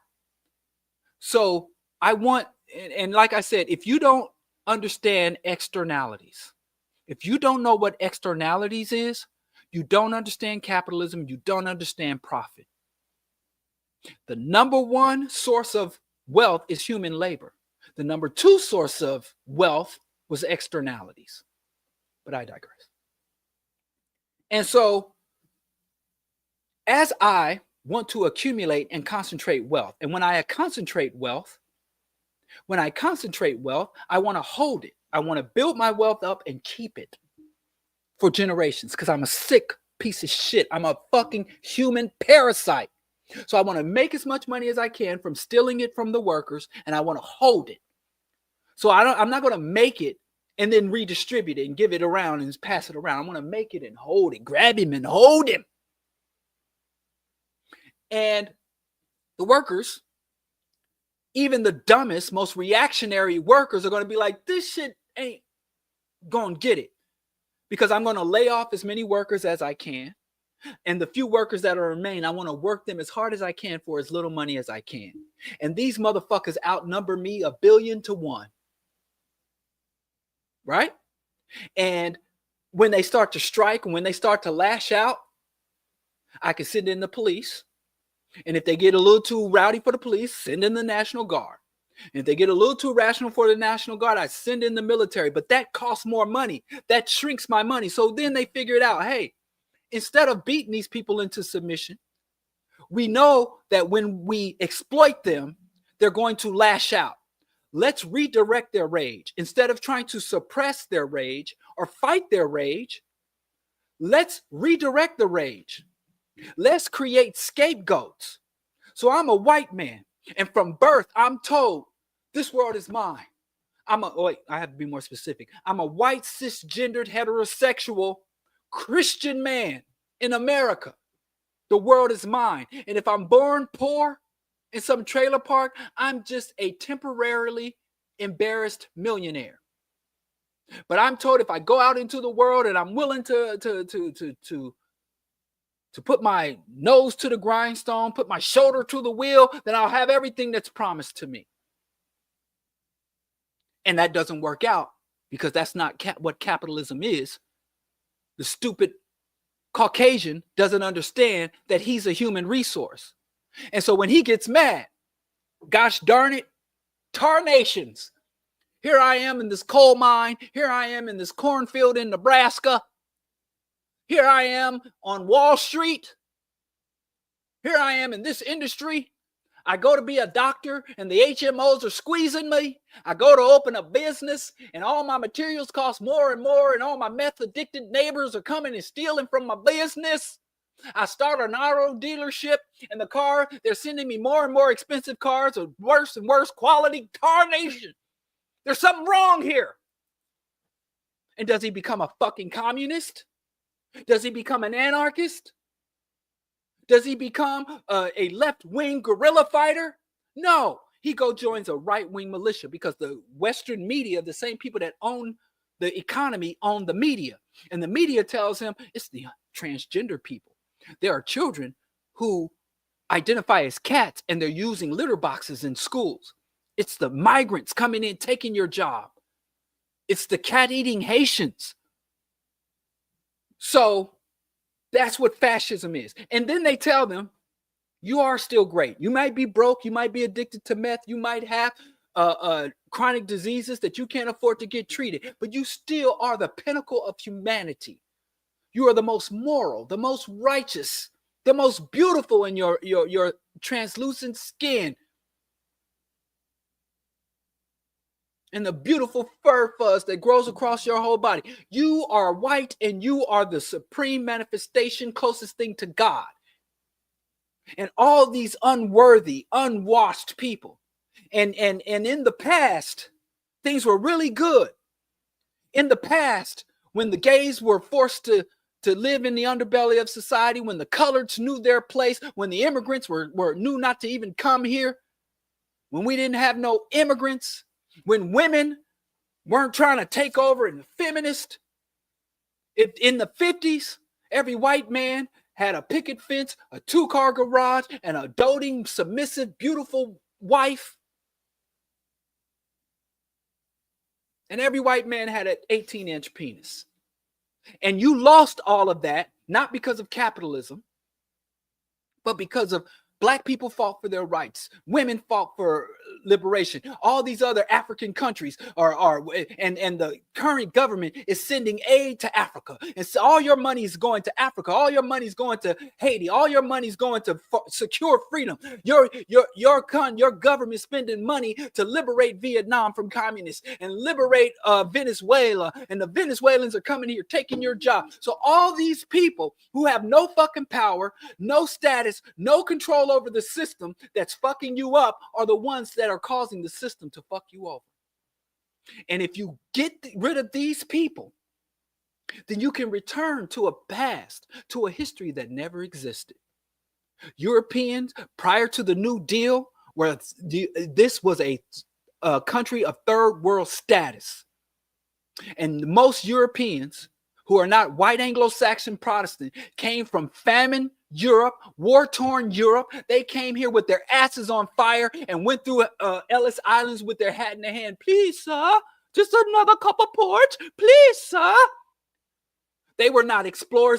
Every white man in this country think he was a gallant explorer standing on the colonial ship coming for conquest to fight the Aztecs and fight the Cherokee and to hunt down the Apaches. Them crackers weren't here then. They came over here starving. They came over here shell-shocked, or their parents and grandparents here, and they created a whole mythology. We came here looking for a better life. You came here running with your ass on fire from other white people. Dirty, despicable, full of lice and tuberculosis. But they want to go back to that because they think, no, it was Leave It to Beaver. We were all moral and righteous. And so what fascism is, number one, it is white people responding to the exploitation of capitalists by attacking vulnerable populations. That is the core essence of fascism. Let's deport them. Let's lock them up. Let's kill them. Let's take back what's ours.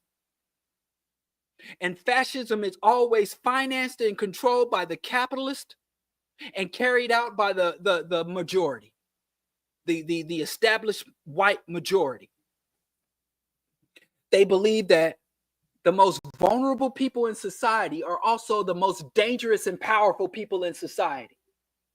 Fascists believe that the most vulnerable people in the society are also the ones who control and derive all the benefits of society. They believe that Black people get all of the wealth, get more benefit from the government, that Black people are allowed to break the law with impunity. They believe that gay people have all the rights and that heterosexuals are being repressed. They believe that the only population that is allowed to be discriminated against in this country are white Christian heterosexual men. They believe that Black people owe reparations to the white majority because they did us a great service by bringing us out of the dark continent of Africa and allowing us to be American citizens. A fascist is an exploited person who heaps all of the blame for their exploitation on other victims of exploitation. They believe in a history that never came, and they want to return to a past that never existed. They follow demagogues, corrupt demagogues. Every accusation they make against their targets is actually things that they are engaged in. Preying on children and grooming children. The primary source of child abuse, institutional child abuse, comes out of the Christian church in this country. The Christian conservative community, the Christian conservative institutions are the primary sources of abuse of children. The number one source of theft, the number one benefactors of set-asides, welfare, unfair selection. The people out here complaining about DEI have benefited from a 300-year head start. All of the institutions are oriented to bring them the primary and majority benefit, and they believe every other group is receiving handouts.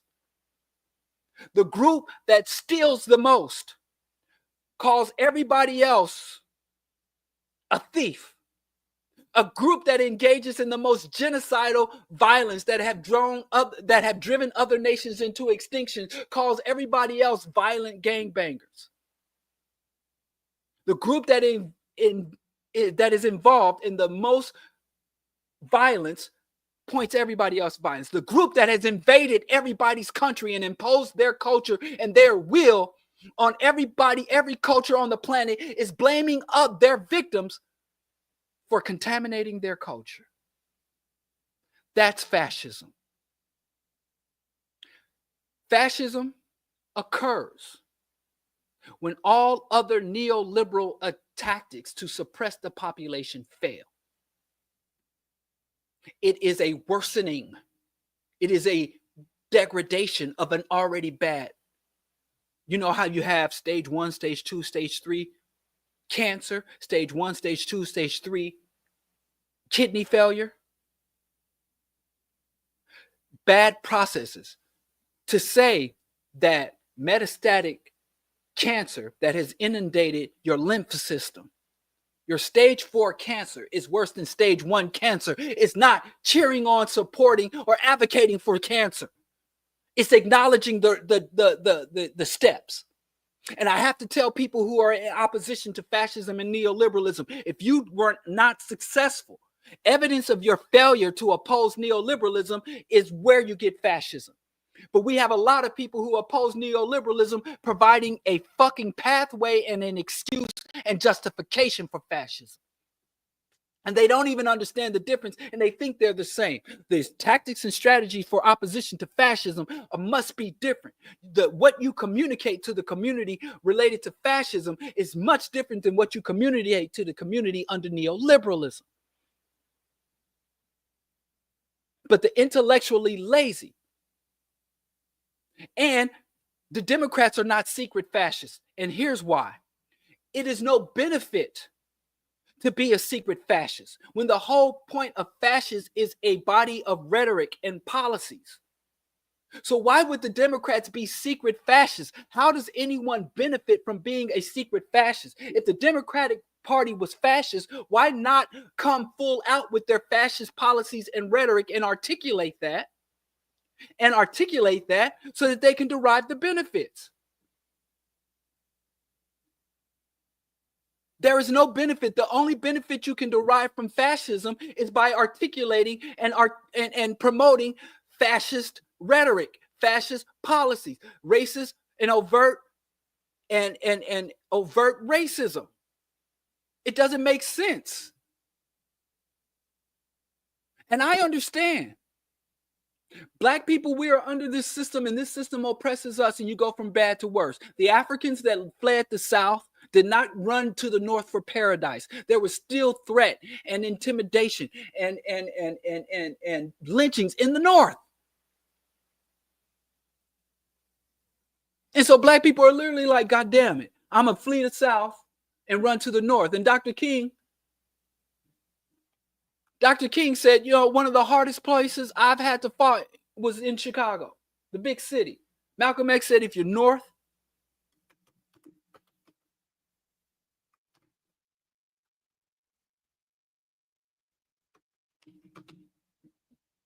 Malcolm X said, if you're south of the Canadian border, you in the South.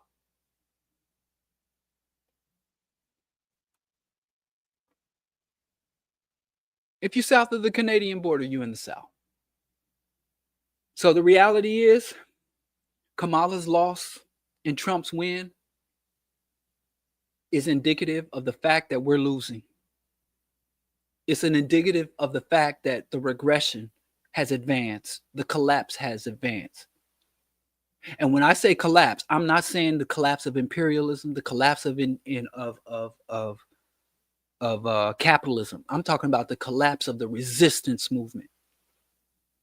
We have been ineffective in our resistance. We have been ineffective at educating our community, organizing, mobilizing, and expanding the comprehension, understanding of our community. It is a move backwards. It is a regression. To call it a regression is not to say that Kamala was positive. that Kamala was good. But Trump is a further entrenchment and regression.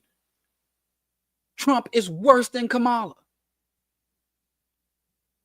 Just because I say the Third Reich was a nightmare does not mean that I support the Weimar Republic.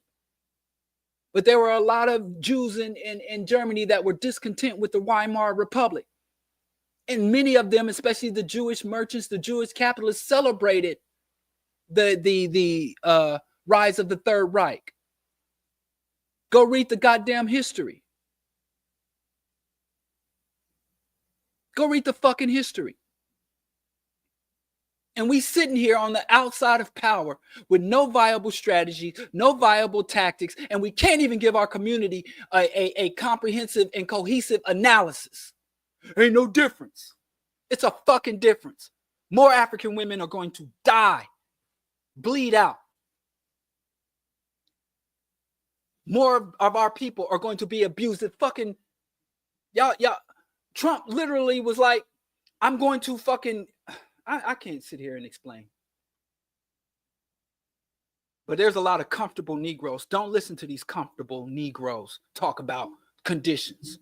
Because many of these people are going to sit and not really experience, any fundamental change. They're economically and socially secure enough where there will be no material difference of their status and condition. Fascism is theocratic. Fascism is belief in a false history and a return to a false history that never existed. Fascism is violent targeting of vulnerable groups and heaping the blame for groups. Fascism is not simply policing. Fascism is not simply military action. All of these things predate fascism. Racism predates fascism. So just because you see there are distinct differences, and after all I said, motherfuckers still in here, Democrats are fascists too. Democrats are not going, Kamala didn't come here and say, I'm going to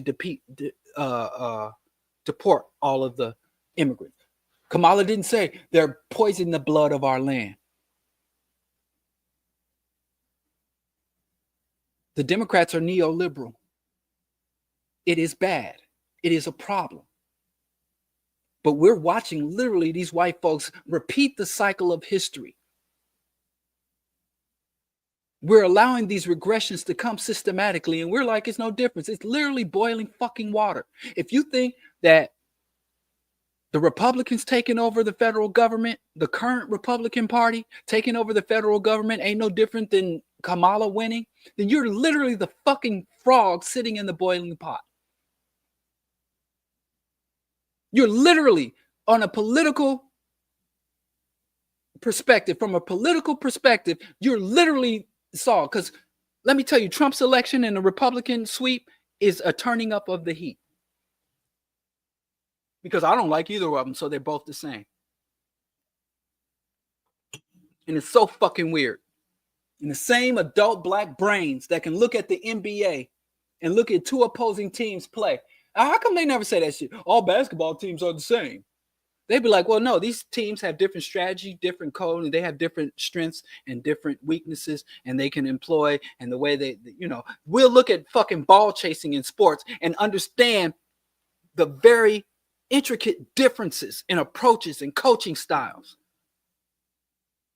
Oh, that man, see their front line, see their offense, their defense. But we look at the most powerful entities that are destroying our lives, destroying the life-sustaining capacity of the earth, melting the ice caps, and driving the largest mass extinction that's been on earth since a fucking giant meteor hit the planet. We'll look at them like, oh, they all the same. They all the same. Ain't no difference. If you go to somebody and say, ain't no difference between the Chiefs and the Raiders. They both just play football the same way. Ain't no difference between the Bulls and the Knicks. They just both the same. They're both basketball. They both playing basketball. Grown-ass black brains. And we get fucking COINTELPRO papers. We get whistleblowers, we get Julian Assange, we get all this information so they realize and acknowledge every intricate difference. Neoliberalism is not the same. Zionism is a whole different manifestation of white aggression and white imperialism. A Christian theocracy versus a liberal democracy are two different guns, versus a Western monarchy versus a totalitarian government versus a military dictatorship. Those are all different forms of government that are all bad. And if you're under one of those different forms of government, it's going to demand of you a different analysis and a different strategy and tactic. Urban conflict versus guerrilla, rural or jungle conflict. These things are different. Things are different. But I can't even get my people to see past. Because if you say something's different, then you obviously, because of their stupid ass limited thinking, because of their menticide, because of their anti-intellectualism, if you say this is bad, then you obviously agree with the other. I say I don't support the Democrats. So you're a Republican?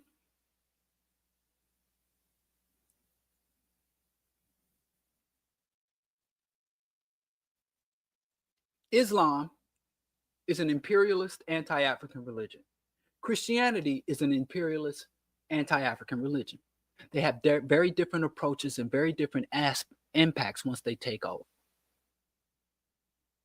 And, you know, it's just all religions are the same. All religions are the same. They believe in God. All religions are the same. I'm an atheist. You would never sit here and say ain't no difference between Muslim, Islam, and Christianity. Not only are Islam and Christianity, even though they basically are both Abrahamic religion, I know that they're both different. And in my opposition, critique, and criticism of both, I understand. Also, I live in the West. I live in a population dominated by Christianity. So I understand my outlook and conclusions about Christians living under a predominantly Christian culture and society is much different from Muslims here versus a Muslim in Saudi Arabia or the Muslim colonizers of North Africa. I understand the differences and distinctions, and I oppose them both when it comes to African acknowledgement and adherence to those religious systems, but I will acknowledge their differences. Does that mean I favor one or the other? A fascist government versus a neoliberal government versus a theocratic Christian theocracy versus an Islamic oligarchical system. Those are all horrendous forms of government, horrendous values and belief systems. But I will sit here and explain to you the difference of each of them and what it takes to oppose each of them.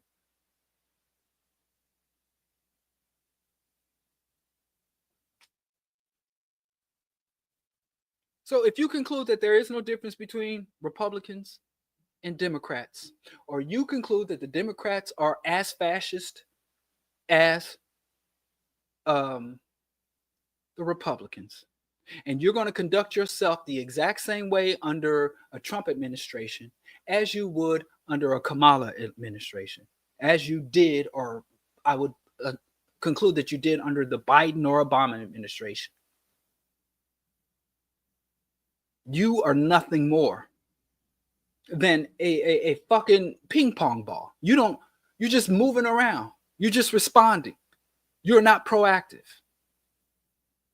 Radicalism means to understand something at its fundamental root.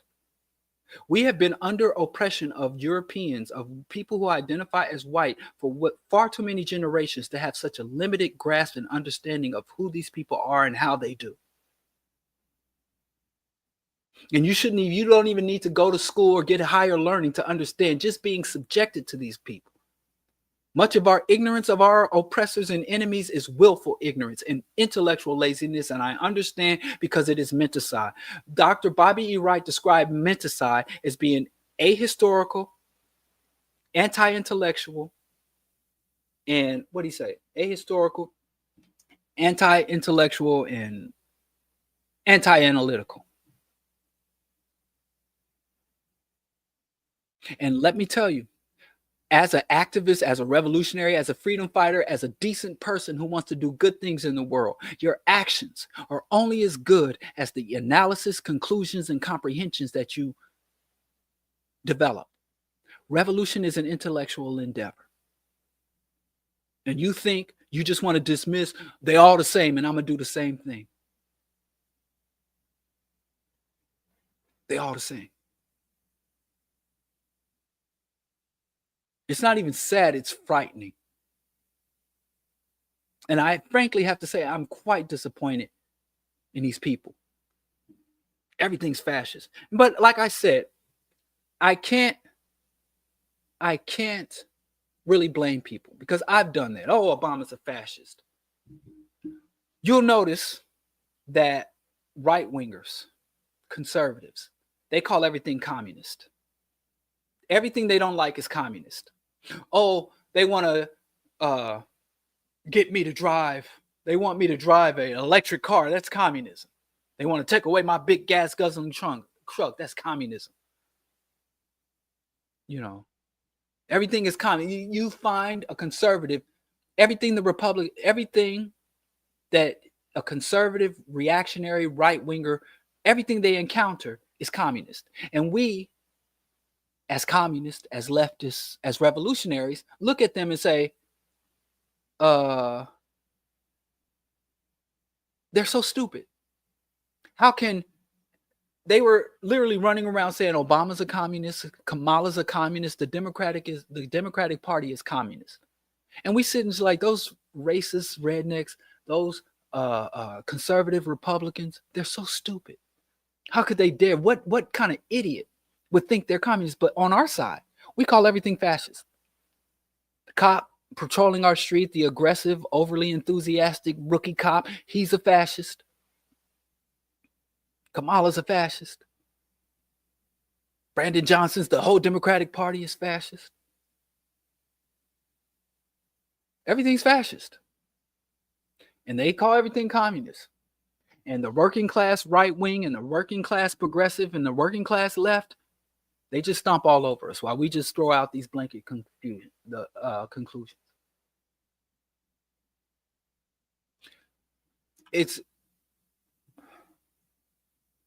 So I'm not saying that deportations, all nations engage in deportation. African nations are now deporting. You look at South Africa, it's trying to throw out Nigerians and come. Is the South Africa fascist?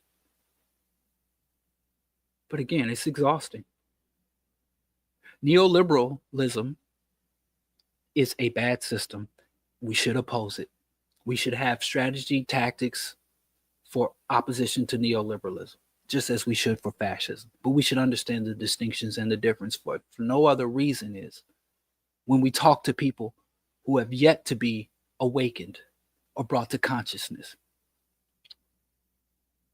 Because many people, once Trump and his fascist theocratic regime starts to do what fascist theocrats do, they're going to look to the Democrats for salvation. And to move our people. And they're going to understand, yeah, the Democrats are different. And you say, no, they're the same. Or you say, no, they're both fascist. People will be like, wait, what? It's like, yeah, fascism is bad, but let me tell you why neoliberalism will not give you any real sustainable relief from fascism. And here are some more long-term solutions and alternatives than jumping between neoliberalism and fascism.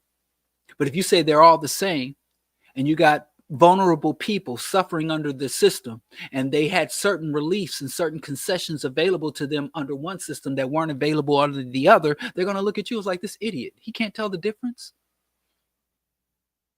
What an idiot.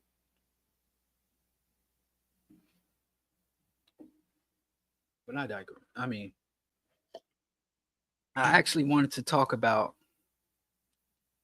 organizing and liberation and use the areas of human interaction coming from Neely Fuller to kind of define and lay out some revolutionary and liberatory organization and freedom.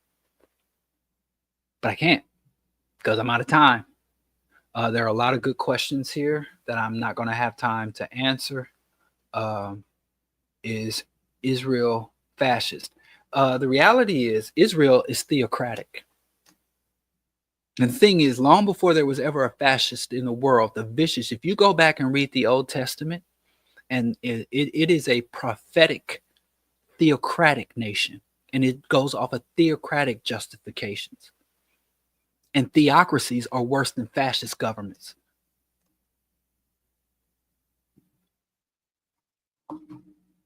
But the problem is, we know fascists do violence. So anybody who does violence is a fascist. You know, anybody who engages in discrimination. There are discriminations that the United States had full-blown Jim Crow while they were at war with the fascists. I know fascism is a word we say that makes us feel like we really understand some shit, but I'm telling you, there are, and that's the problem with the fucking collapse of ideology, of not comprehending what different ideologies are and what different are the understandings and justifications of ideology. You want to come on, Mayat? Huh? And if you want to, like I said, you don't listen to shit. I try to explain shit and don't want to hear it. I don't know why people, I guess, hate listening. Yes, I say all the time, the Nazi military lost the war, but the Nazi ideology won. But here's the problem with saying that fascism won. The ideology of even the fascists, again, were born out of the capitalism. So if you'll notice, many of the goals of the Hitler, the Nazi Mussolini regime were born out of American or U.S. The concept of Lebensraum. One of the primary goals of the Nazi war machine was to secure Lebensraum and to expand an inland empire. Most, as we understand empires, we think of grand armadas going across the seas. But then you have inland empire where you don't get on a boat and go across the seas to capture land, but you march across territory within connected land. Like the Russians, the Russian Empire was not an overseas empire. So Hitler wanted to do in Western and Central and Eastern Europe what the United States did across the Americas, from sea to shining sea. Right? And so they were fascist because, remember, at the time of World War II, prior to World War I, Germany was considered the crown jewel of the West for technological, artistic, and all other forms of cultural and economic progress. It was Germany. And then Germany got full of itself and basically went on a campaign of conquest and lost the war. And then they were under that treaty and they had economic disruption. And so then Hitler came and said, back in the past, that's why it was the Third Reich. He said Germany had two other Reichs that were grand. It was a falsehood. In the past, shit was all good. But then these people, these Roma gypsies, these disabled people with congenital disease, these homosexuals, these Jews have stolen our wealth when it was nothing more than the German industrialists. The German industrialists, in cooperation with the Western capitalist systems, even in cooperations with Henry Ford, the number one industrialist in the world, the Elon Musk of his time, the Elon Musk of the 1930s, financed Hitler, just like the Elon Musk in the 2020s financed it. And so Hitler and Mussolini cultivated fascism. Fascism did not exist. You had imperialism, you had racism, you had authoritarianism, you had monarchism, you had supremacism, and you had even eugenics and concepts of racial purity. But this whole mythology that is constructed around that, you had mass deportations, you had enslavement, you had genocides that predate fascism. Fascism is a product of imperialism, capitalism, and economic liberalism. Fascism was given birth to by that. But everything, white folks can engage in genocide, deportation, and all these other things without using fascist tactics, fascist ideology, fascist leaders. You can have a liberal, progressive capitalist, a capitalist that doesn't blame immigrants, that has opened their arms to immigrants and say, hey, we're going to create a program to give immigrants, we're going to give health care and give more health care to people. We're going to do a diversity, equity, inclusion. We're going to put more people, the characters of color in Hollywood movies. We're going to do all this fluff shit, which the fascists hate and reject and would never do. So fascism is the ideology, it is the methodology. Oftentimes, I agree, fascists have the same goal as capitalists, white hegemony, control of resources, and even expulsion and extermination of problematic or non-productive population.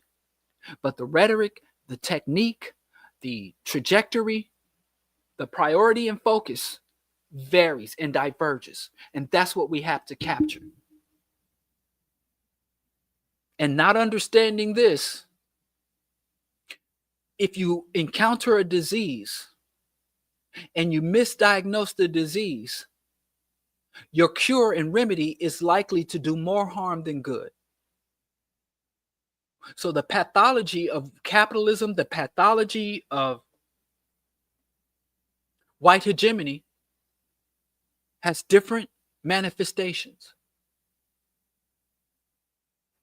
But anyway, I'll wrap this up. I know we don't like doing the intellectual work of liberation. We'd rather go out and face and be in the trenches. We'd rather go out and suck in tear gas and get hit over the head with billy clubs than do this intellectual work. We were brought into this country as beasts of burden, and we were only valued by the physical labor we could do. And we consider any type of ideological, philosophical work as not real work. And that's why we fucking lose. We can outwork, we can outperform, we can outrun, we can outjump, we can outshoot, we can outfight these motherfuckers. But if we don't outthink them, we'll be using all of our talents and skills and resources for the wrong end and don't even understand why we're losing when we're doing all this work. And I'm going to leave it at that. So, anyway. I will see y'all. Please like, share, subscribe. Please contribute to support this work if you think it is a value and an asset. And I will see y'all. Wait, I don't know. This thing never works. Sorry. I was looking for something. Hold on. Oh, I also want to start doing more. Well, I guess I had some announcements to make, but I don't want to just throw shit out there and then not be able to follow up or speak to any questions. So all I can say now is stay tuned and support. Go subscribe to.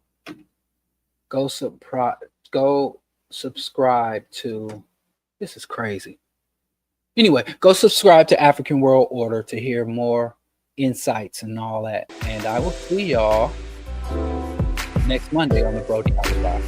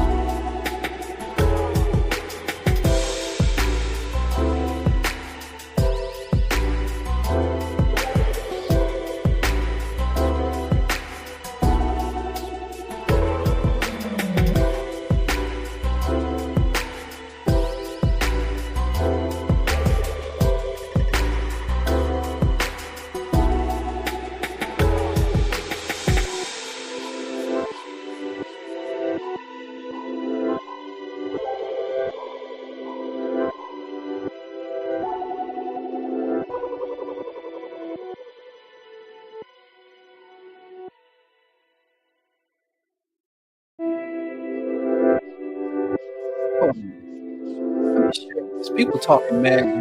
I was about to go. It's the link. Come through. I'm sorry, everybody that's trying to invite. I'll holler at y'all later. To come through, all power to the people. My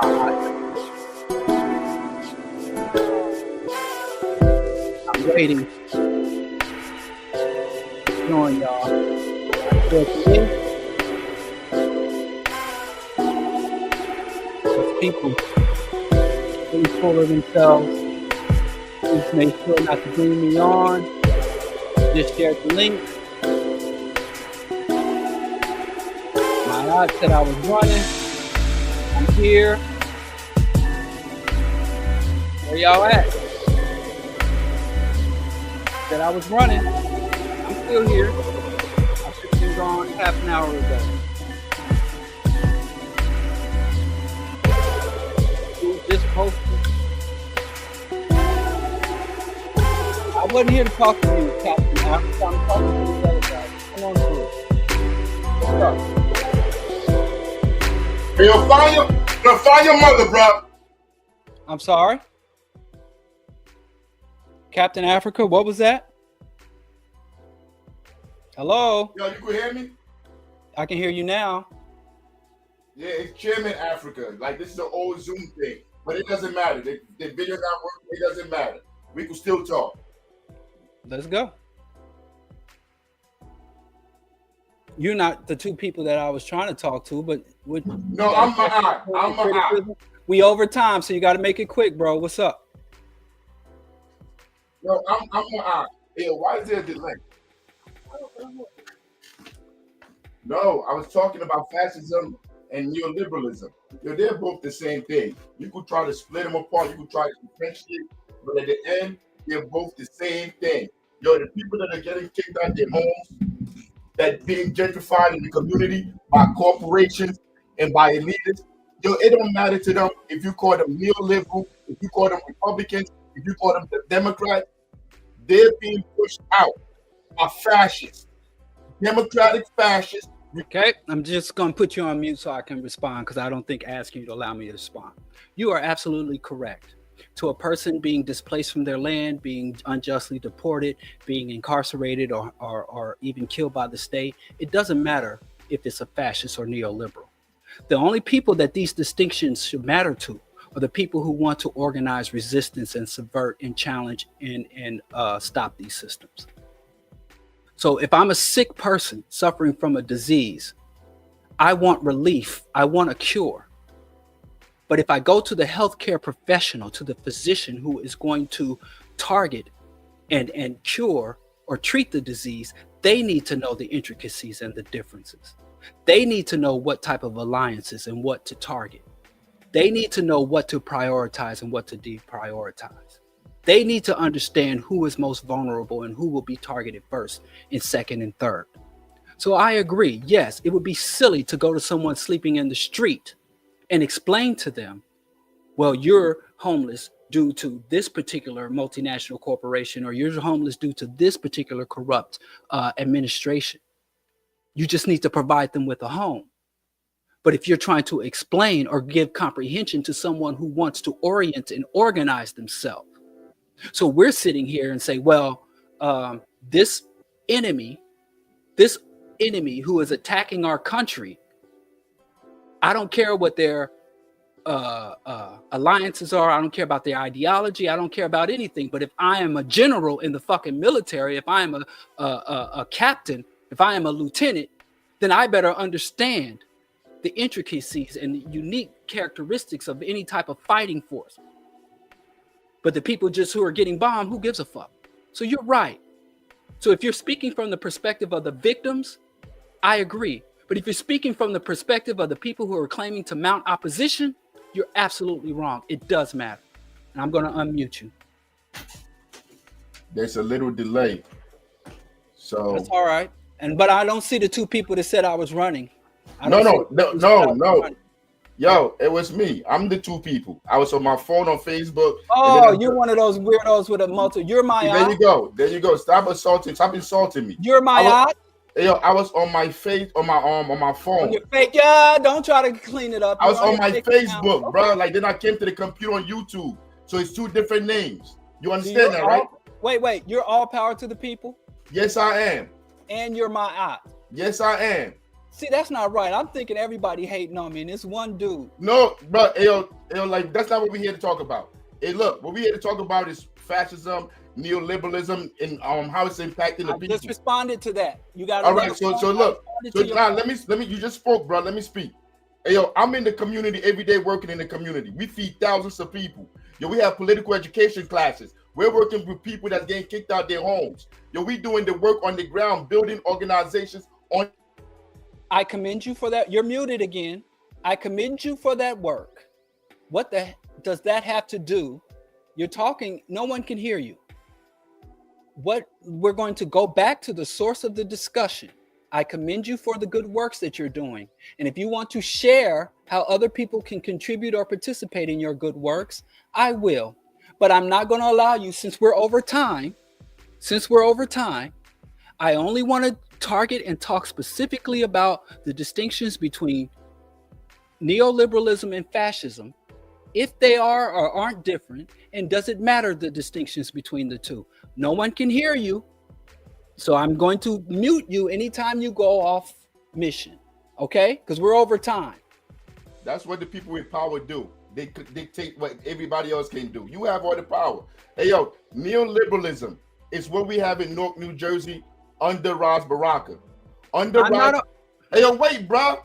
You asking me to explain the difference between fascism and neoliberalism. Neoliberalism is what we have here in Newark. When you go to these people's homes that are being gentrified and kicked out, the slumlords are doubling their rents. The corporations, the companies, because most of the homes here are owned by corporations. They're doubling their rents because they have no power, because they're lower class. It really don't matter if they're Spanish, they're black. They just have no power. So they're doubling their rent, and the politicians who are fascists, they're listening to the corporations. They're doing the bidding of the corporations, and they're throwing people into the streets. It doesn't matter if they call themselves neoliberals or they're doing the same work of fascism. Now, when you explain neoliberalism and fascism, you did not say nothing about economics. You did not bring up economics. I talked about capitalism.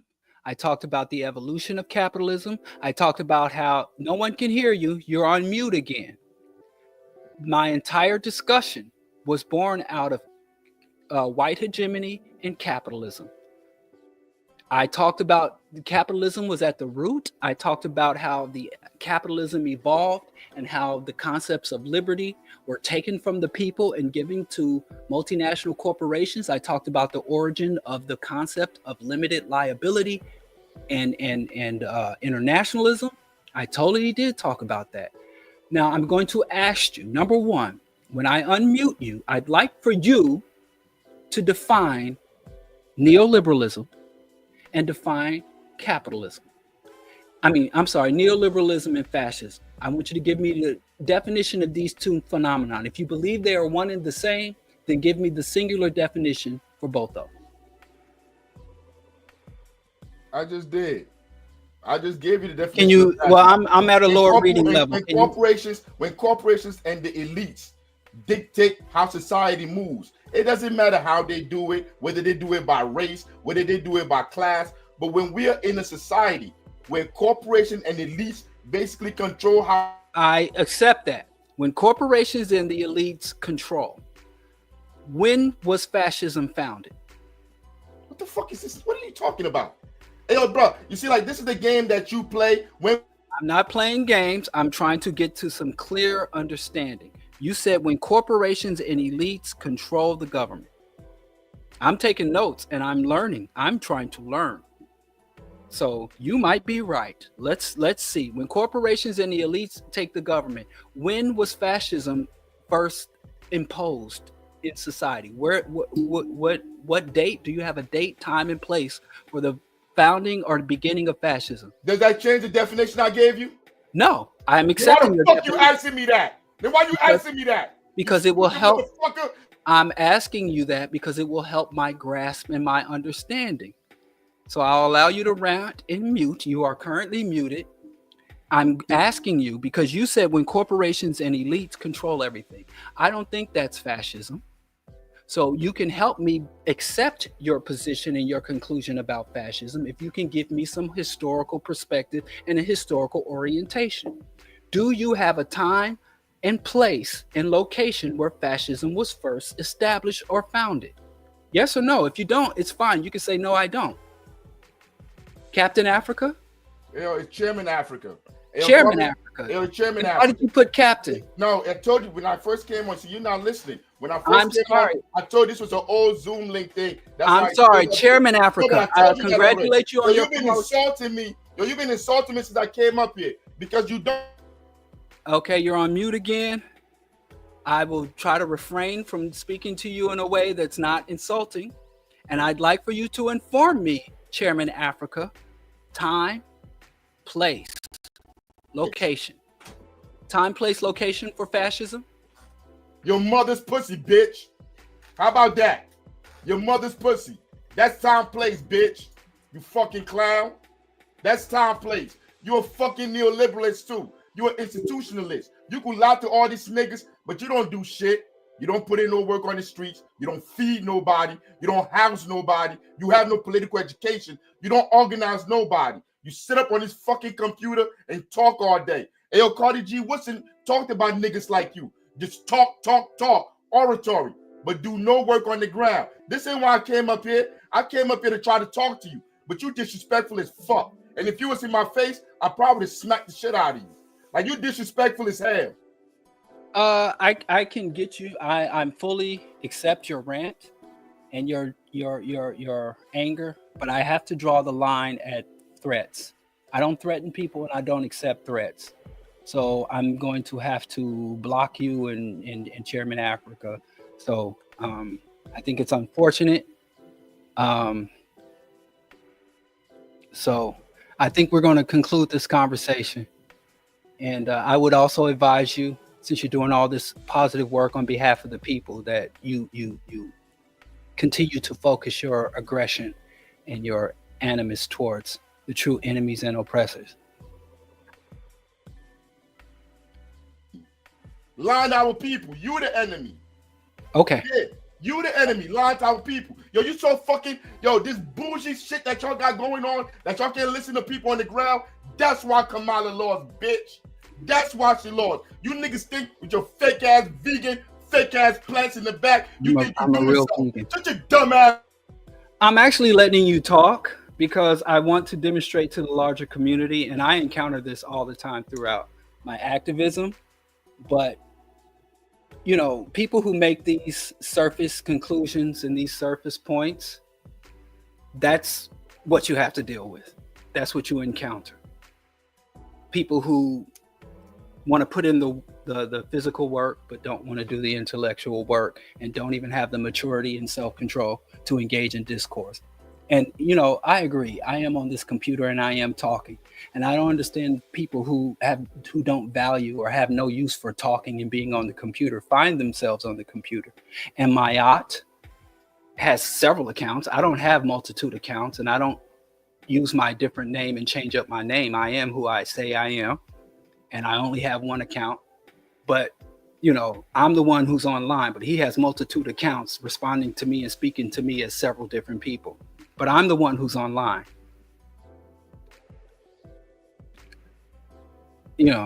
So I'm the scammer, but you're the one with the multitude of accounts. And I see your name every week. You're here. Every time I go live, you're here. And you hate my guts. You even go to the point of threatening me on record on this. I mean, what kind of revolutionary threatens someone on a fucking platform? But I would like to say, if I'm not doing anything and I'm all talk, how can I generate such animus from you when you're out here doing the work? You're unmuted, Chairman Africa.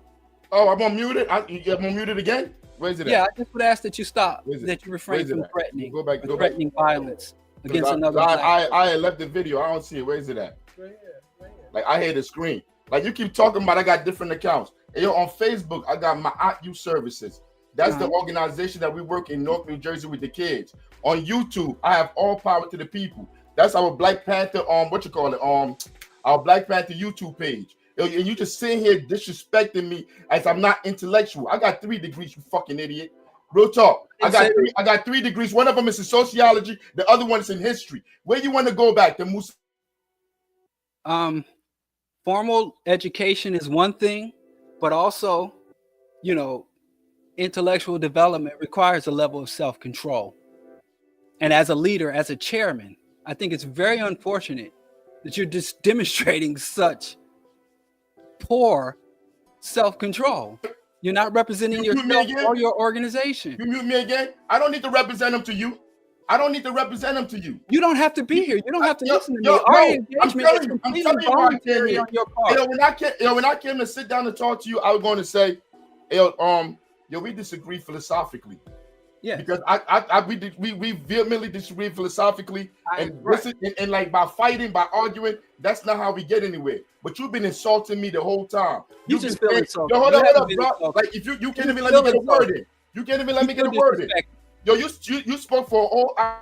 That's another. Yes, this is called the BroDiallo show. If you invite me to the Chairman Africa show, then I would have to also follow along with your protocols and rules, just out of respect. And most disrespectful people are always crying about being disrespected.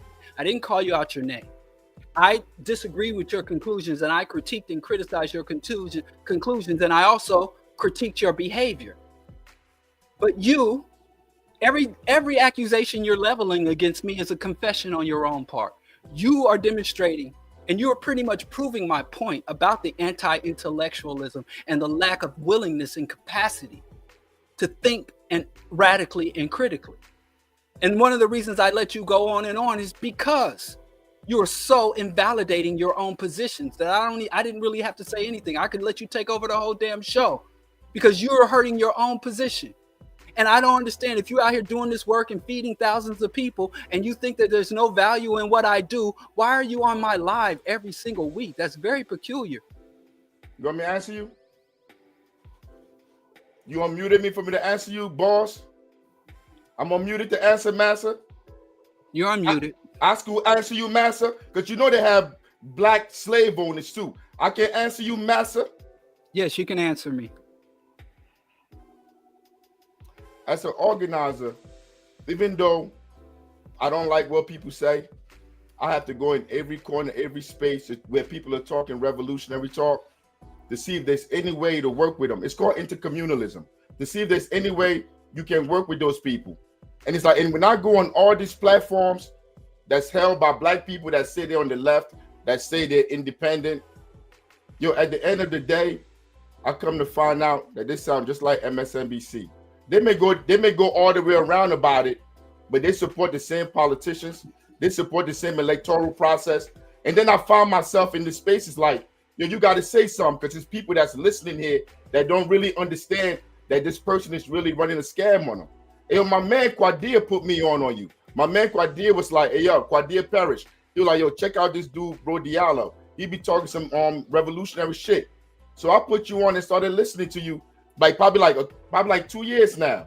And then I come on here, I disagree with you, and I'm watching how you being so disrespectful, how you insulting me. Because how did I insult you? Because I'm gonna tell you, because I said both parties are fascists. You said I'm not an intellectual. I don't read. I support Republicans. You went off.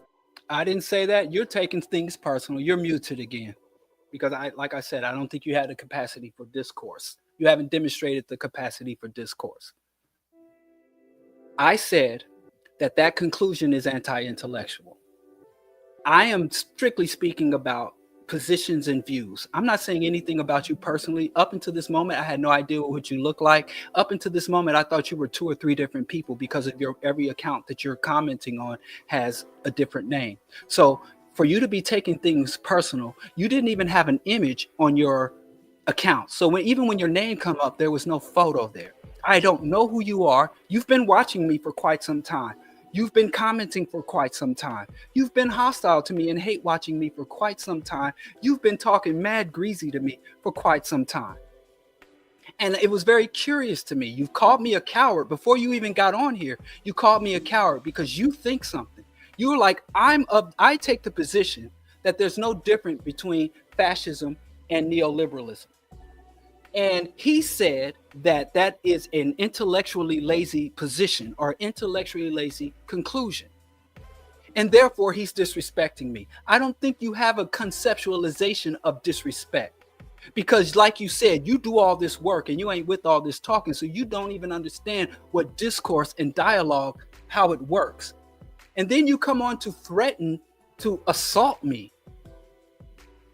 I mean, I hope your members who put you in the chairman position are able to see, and I hope you're not exhibiting the same behavior in your leadership chairman position of your organization. This is completely unacceptable behavior. Feed people, right? That's the leadership you're talking about. The leadership that's putting people in homes, right? The leadership that helping people fight the police, having pig patrols, right? That's the leadership you're talking about. Well, that's all well and good, but doing good work does not give you a license to talk about me. My mother came from my mother's pussy. I mean, for all the good work that you do, it does not excuse or give you license to conduct yourself the way that you did. That is what you call demagoguery. That is demagogic behavior, meaning I do good things, I serve, and I do these good things for the people. Therefore, I am allowed to conduct myself in ways that other people shouldn't or wouldn't. You're a fraud. That's what you are. That's what you. And you know what? You think I'm a fraud? That is a conclusion that you've reached. I'm not going to insult your mother. I'm not going to threaten to assault you on a live stream. I'm still going to maintain my composure. See how that works? As a mature adult, man, we both got grays in our beard. What the fuck what we supposed to do, bro? And can I ask you a question? You dress revolutionary. Can I ask you a question? Revolutionary, what do you do? How are you a revolutionary? By running your mouth? I will answer your question if you answer my question. I don't answer enough of your questions. What you do as a revolutionary? By running your mouth? Yes. That's not revolutionary. Okay. I'm not a revolutionary. But You're scamming people. I don't meet your standard. Now, will you answer my question? It's John Henry Now, Clark will you answer standard. my question? It's John Henry Clark standard. He said people like you that just run your mouth, build nothing, are frauds, are scammers. That's wonderful. Now, can you answer my question? It depends. My question is, why have you watched and followed my content for years? I told you. You don't be listening? No, I'm sorry. And you said something else. You said I've been spewing hate. Yo, if I go on your Facebook page, I'm going to see comments. I didn't say that you have been spewing hate. You're one of my most active and loyal listeners, and I want to know why. But listen, bro, you could rewind this back. You said I've been spewing hate against you on your page, on your Facebook, all these places. You could go on there and go look. Yo, I be when you share something like that's against capitalism or something, yo, I like it. I put the fist up. I'm like, all power to the people. That's what I've been doing on your page. Yeah, I've seen that too. When you say something that I disagree with you. That's not hate. You could disagree with me. I'm not calling that hate. I'm not calling that hate. I fully understand, but here's the problem, and here's where maturity amongst African men needs to come into play. I'm not going to always say something that you agree with or you like. And you cannot go on this emotional pendular behavior where you go from, yeah, black power, we're unified, to I'm gonna smack your face and talking about my mother's genitalia. That is imbalanced. That's quite childish. So yes, I've seen that you spew a lot. When you support what I'm saying, you're enthusiastic with the support, and when you disagree with what I'm saying, you're quite virulent in your denunciation. I don't understand. Also, you think that there is no value in discourse, dialogue, radical analysis, which I offer here on my page. You think there's no value in it, and that I can't even qualify myself as a revolutionary because I engage in these actions and do nothing else that you know of.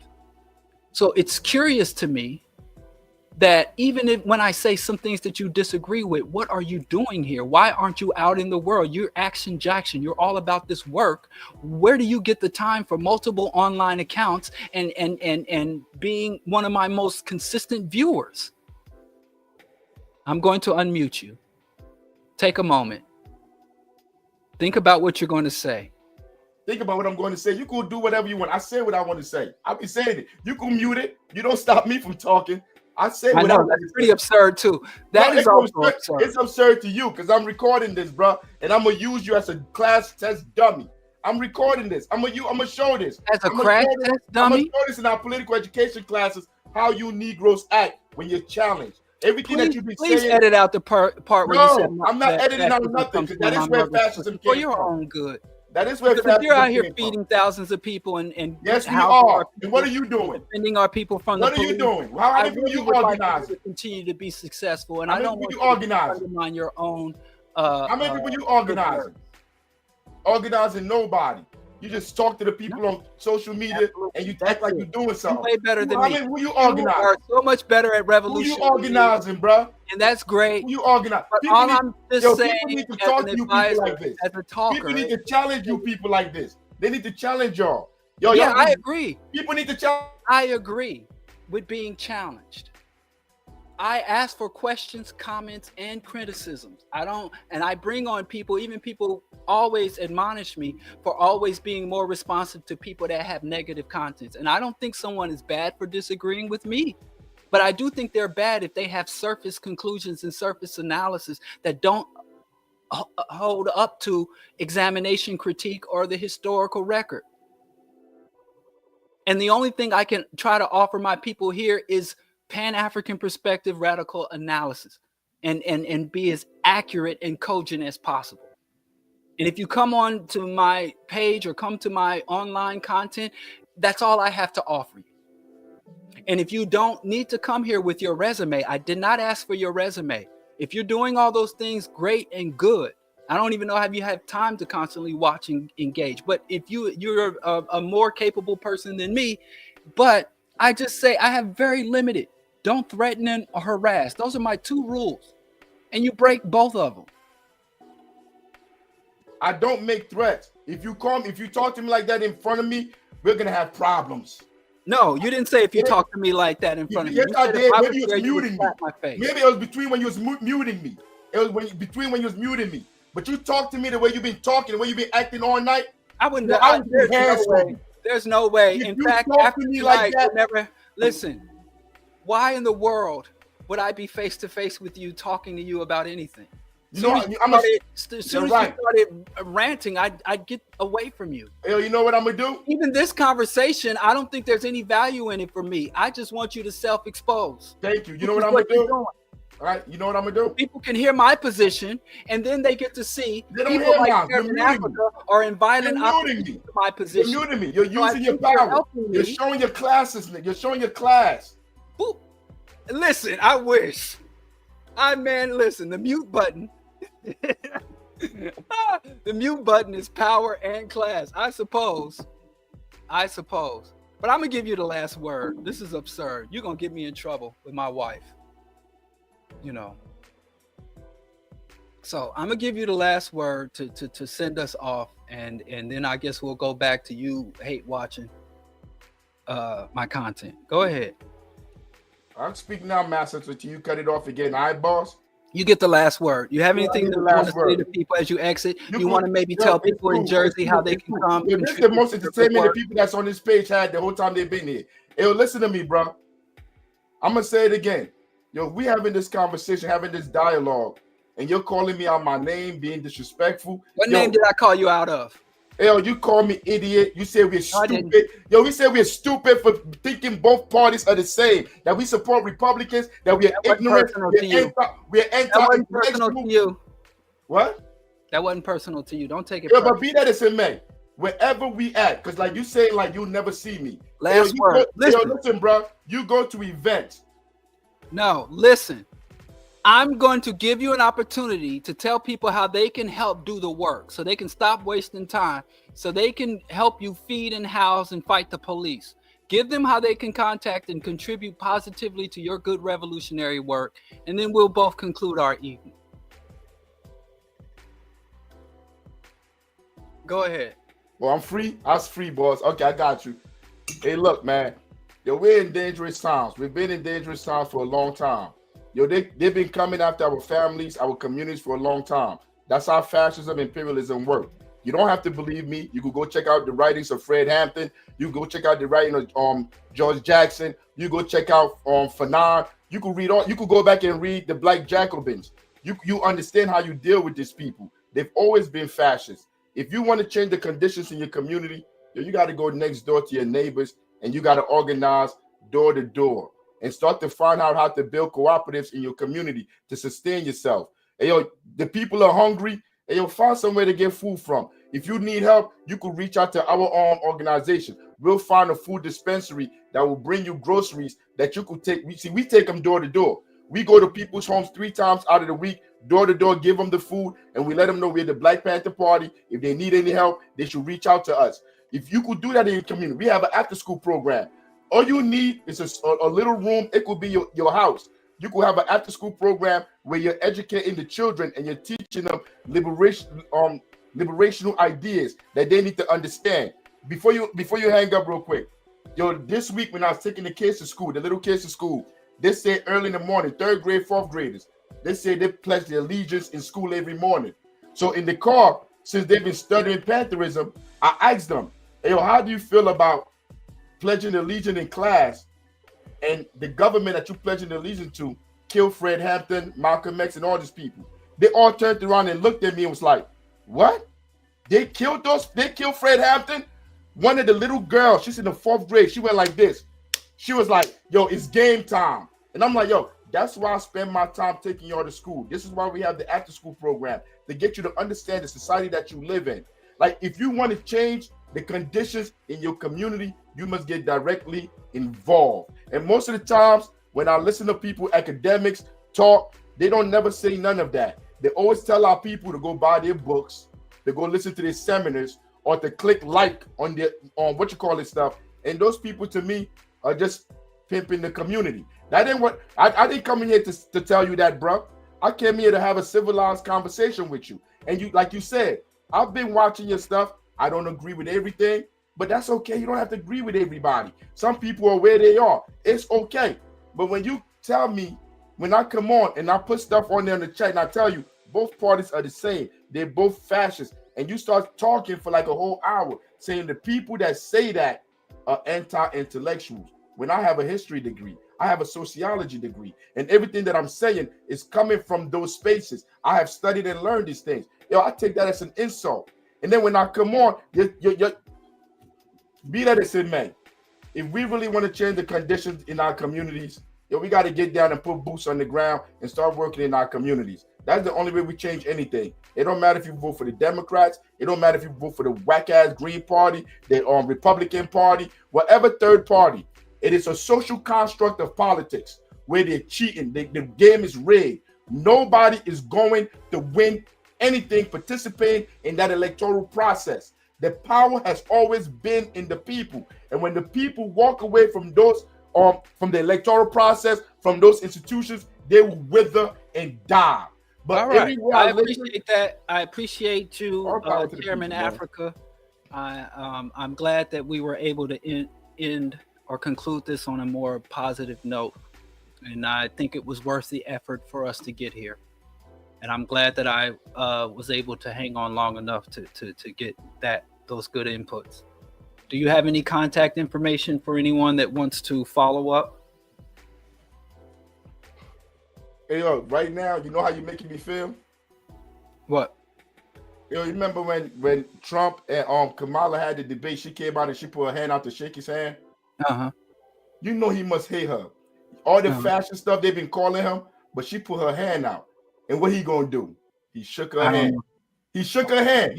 He shook her hand at the thing. I know he detests her, but just now you just told me to give out my information after all the words you done said. You just, like, what else I'm gonna do but give out my information? A new African Black Panther Party. Our YouTube page is All Power to the People. Our Instagram page is Africa the G on Instagram. But like I don't like asking people for money because everybody's broke. We're gonna do this. If you contact the organization and you want to work and help people, whatever money you give. The new African Black Panther Party. Yes. That is to continue it. And I stayed over an hour after I was concluding to give you this opportunity, I think that, you know, for whatever reason, your loyal engagement in watching, I think you've earned this much. And like I said, I think that we're ending in a better place than we started, which is sometimes more than we can ask for. So I'm going to have to wish you a good evening and conclude tonight's broadcast. All right, that's that. So anyway, peace. I apologize to anyone that I know that was a bit much, but sometimes, you know, you got to put in that extra work. And I will see y'all next Monday with the BroDiallo broadcast. Peace.